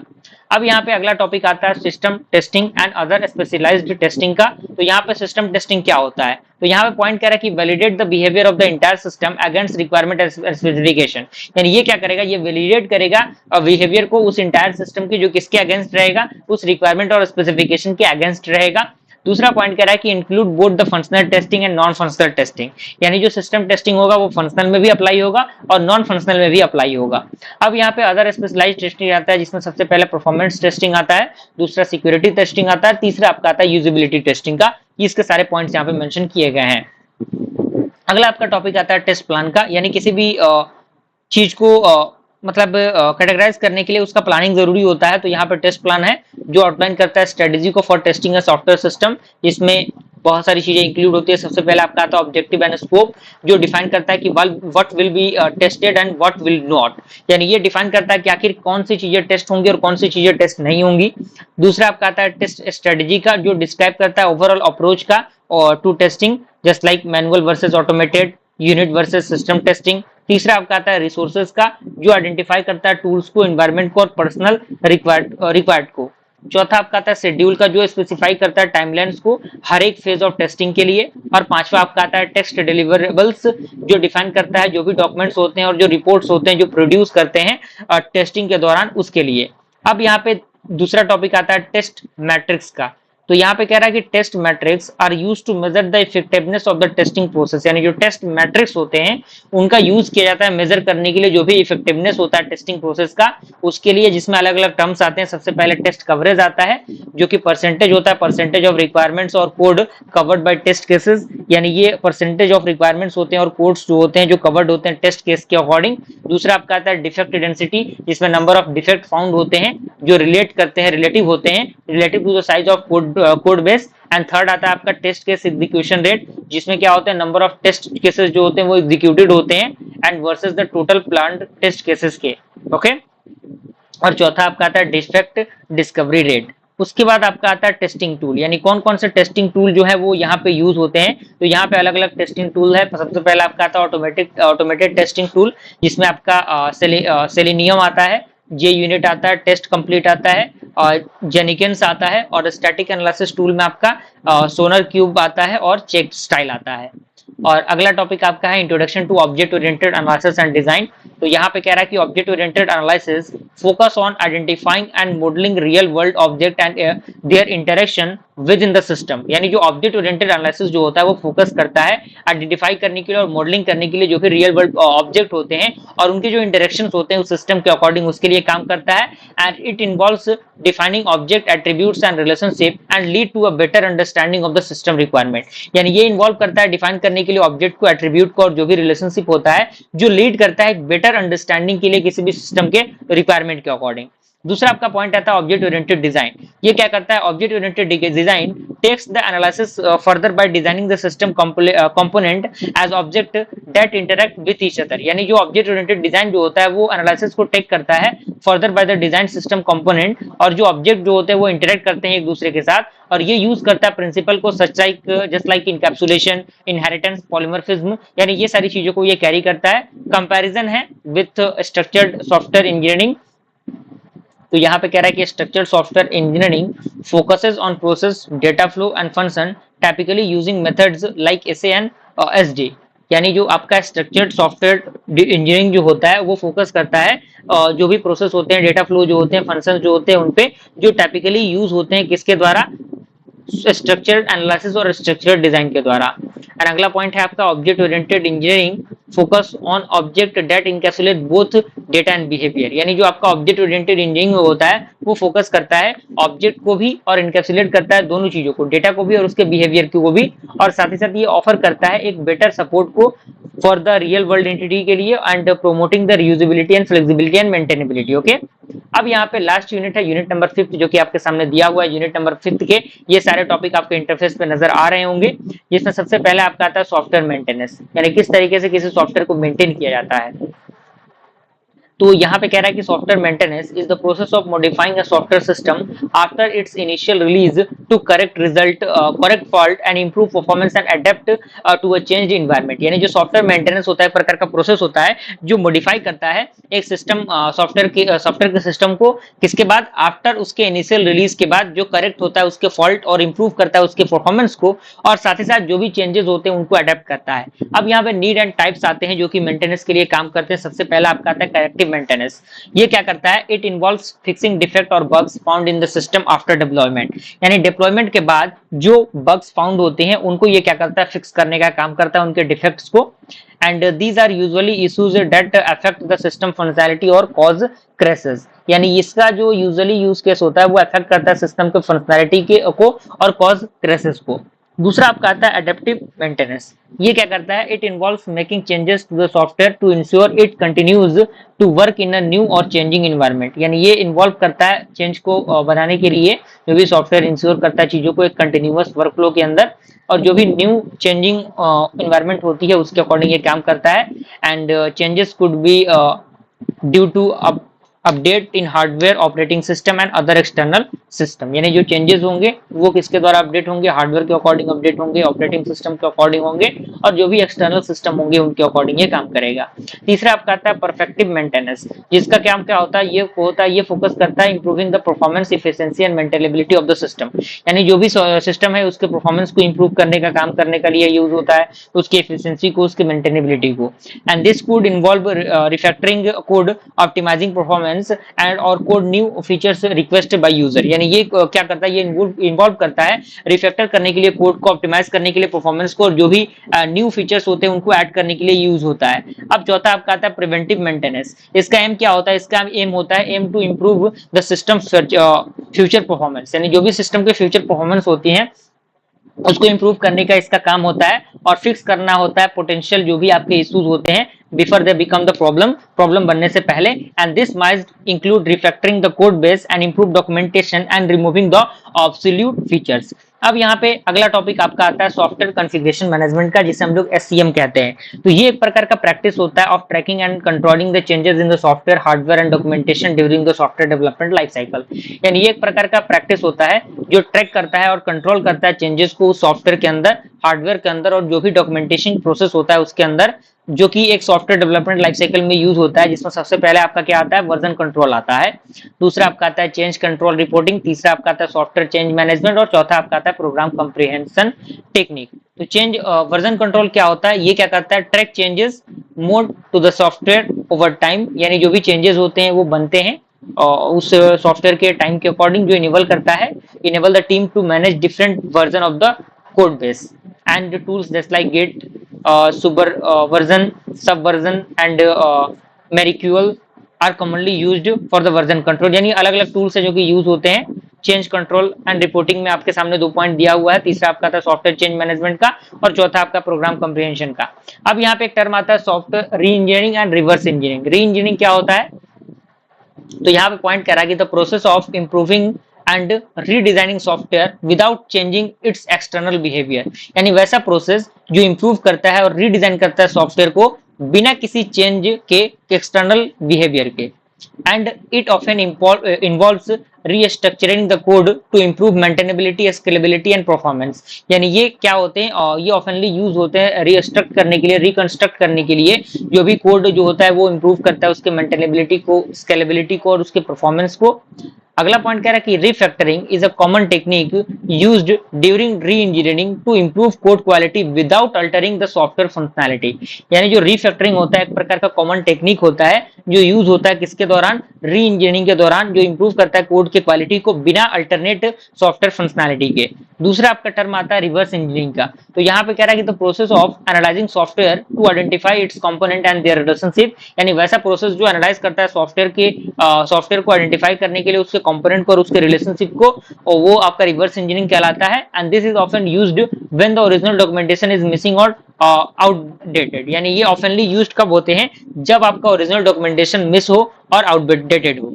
तीसरा पॉइंट कह रहा है कि it can help understand legacy system, abstract high level abstraction and create documentation for future maintenance और अपग्रेड। तीसरा पॉइंट आपका टूल सपोर्ट का, कौन कौन से टूल सपोर्ट होते हैं, तो यहाँ पे सपोर्टिंग टूल यहाँ पे दिए गए हैं। ओके, अब यहाँ पे हमारा अगला टॉपिक आता है आपका सॉफ्टवेयर प्रोजेक्ट मेजरमेंट का। तो यहाँ पे कह रहा है कि software project measurement involve tracking various aspect of a software of a project to ensure that it is processing as planned, meeting quality standard and staying within a budget, यानी जो सॉफ्टवेयर प्रोजेक्ट मेजरमेंट है वो involve करता है trekking को अलग अलग aspect में उस प्रोजेक्ट के, जो इंश्योर करता है कि जो भी आपका प्रोग्रेसिंग होता है वो प्लान्ड हो, वो मीट करे उसकी क्वालिटी स्टैंडर्ड के अकॉर्डिंग, वो और जो बजट हो उस बजट के अकॉर्डिंग वो चीजें हो। तो यहाँ पे एक है प्रोजेक्ट मैनेजमेंट कंसेप्ट का। तो यहाँ पे कह रहा है कि project management is about applying knowledge, skill, tools and technique to project activities to meet project requirement, यानी ये प्रोजेक्ट के स्किल, प्रोजेक्ट का नॉलेज, प्रोजेक्ट के टूल्स, टेक्निक्स, इसके अकॉर्डिंग जो भी रिक्वायरमेंट्स होती हैं वो काम करती हैं और ये अलग अलग चीजों को इन्वॉल्व करता है। पहला आपका आता है फिजिबिलिटी एनालिसिस का, दूसरा आता है प्रोजेक्ट एंड प्रोसेस प्लानिंग का, तीसरा आपका आता है रिसोर्स एलोकेशन, चौथा आपका आता है test effort, schedule and cost estimation. तो ये छोटे छोटे पॉइंट्स है, आप आसानी से इसको पढ़ के समझ सकते हैं, कोई बहुत बड़ा रॉकेट साइंस वाला पॉइंट नहीं है कि आपको समझ में नहीं आएगा। पांचवा आपका प्रोजेक्ट शेड्यूलिंग एंड ट्रैकिंग का है, छठा आपका रिस्क असेसमेंट एंड मिटिगेशन है और सातवां आपका सॉफ्टवेयर क्वालिटी एश्योरेंस है जिसे हम लोग SQA से रिप्रेजेंटेट करते हैं। प्रोजेक्ट प्लान कहीं ना कहीं आपने देखा होगा, किसी भी प्रोजेक्ट को लाने से पहले उसका प्लान जरूरी होता है, प्लानिंग जरूरी होता है, किस तरीके से वो प्रोजेक्ट काम करेगा, उसके स्कोप और उसका ऑब्जेक्टिव क्या है, वर्क ब्रेकडाउन स्ट्रक्चर क्या है, टाइमलाइन क्या है, रिस्क मैनेजमेंट प्लान क्या है, बजट क्या है उसका। उसके बाद प्रोजेक्ट मैट्रिक्स जो होता है वो क्या होता है, तो यहाँ पे बता रहा है कि project metrics are used to measure the and track the progress and quality of the software development process, यानी जो प्रोजेक्ट मैट्रिक्स जो होते हैं वो यूज किए जाते हैं मेजर करने के लिए और ट्रैक करने के लिए जो भी प्रोग्रेसेस होते हैं और जो क्वालिटी होता है सॉफ्टवेयर डेवलपमेंट प्रोसेस का उसके लिए। और कॉमनली जो प्रोजेक्ट मैट्रिक्स इंक्लूड होते हैं सबसे पहले उसमें आता है आपका शेड्यूल वेरिएंस, जिससे हम लोग SV से रिप्रेजेंटेट करते हैं। तो ये मेजर करता है कि हाउ मच अहेड और behind the project is compared to the planned schedule, यानी ये बताता है कि आखिर कैसे जो अहेड और बिहाइंड प्रोजेक्ट जो है वो कंपेयर्ड होता है according to the plan schedule, और इसका फॉर्मूला यहाँ पे मेंशन किया गया है। दूसरा आपका आता है कॉस्ट वेरिएंस का, जो मेजर करता है difference between the plan cost and the actual cost of the project को। तीसरा आपका आता है अर्न वैल्यू, तो ये वैल्यू होता है of the work actually complete जो होते हैं प्रोजेक्ट के अकॉर्डिंग एक स्पेसिफिक पॉइंट टाइम के अकॉर्डिंग। चौथा आपका आता है डिफेक्ट डेंसिटी, पांचवा आपका आता है टेस्ट कवरेज, छठा आपका आता है प्रोडक्टिविटी, सातवां आपका आता है डिफेक्ट रिमूवल एफिशिएंसी। ओके, तो इसी के साथ हमारा जो one shot video software engineering का कंप्लीट हो गया। कुछ चीजें अगर इधर उधर की रह गई होंगी, छूट गई होंगी, तो उसके लिए मैं माफी चाहता हूं, लेकिन कोई स्टूडेंट ईमानदारी के साथ इस वीडियो को अच्छी तरीके से देख लेता है तो बेहतर स्कोर अपने सेमेस्टर एग्जामिनेशन में कर सकता है। साथ ही साथ अगर आपको लगे कि चीजें कम रह गई हो तो आप हमारे सॉफ्टवेयर इंजीनियरिंग के सेपरेट प्लेलिस्ट को देख सकते हैं, जिससे कि आप उस प्लेलिस्ट में एक एक टॉपिक को देख के अच्छी तरीके से समझ सकते हैं। बस इसी तरीके से अपने सपोर्ट और प्यार को दिखाइए हमारे चैनल के साथ, ताकि बेहतर से बेहतरीन कंटेंट हम लोग अपलोड कर सकें। और मिलते हैं फ्रेंड्स ऐसे इंटरेस्टिंग के साथ, तब तक के लिए थैंक यू।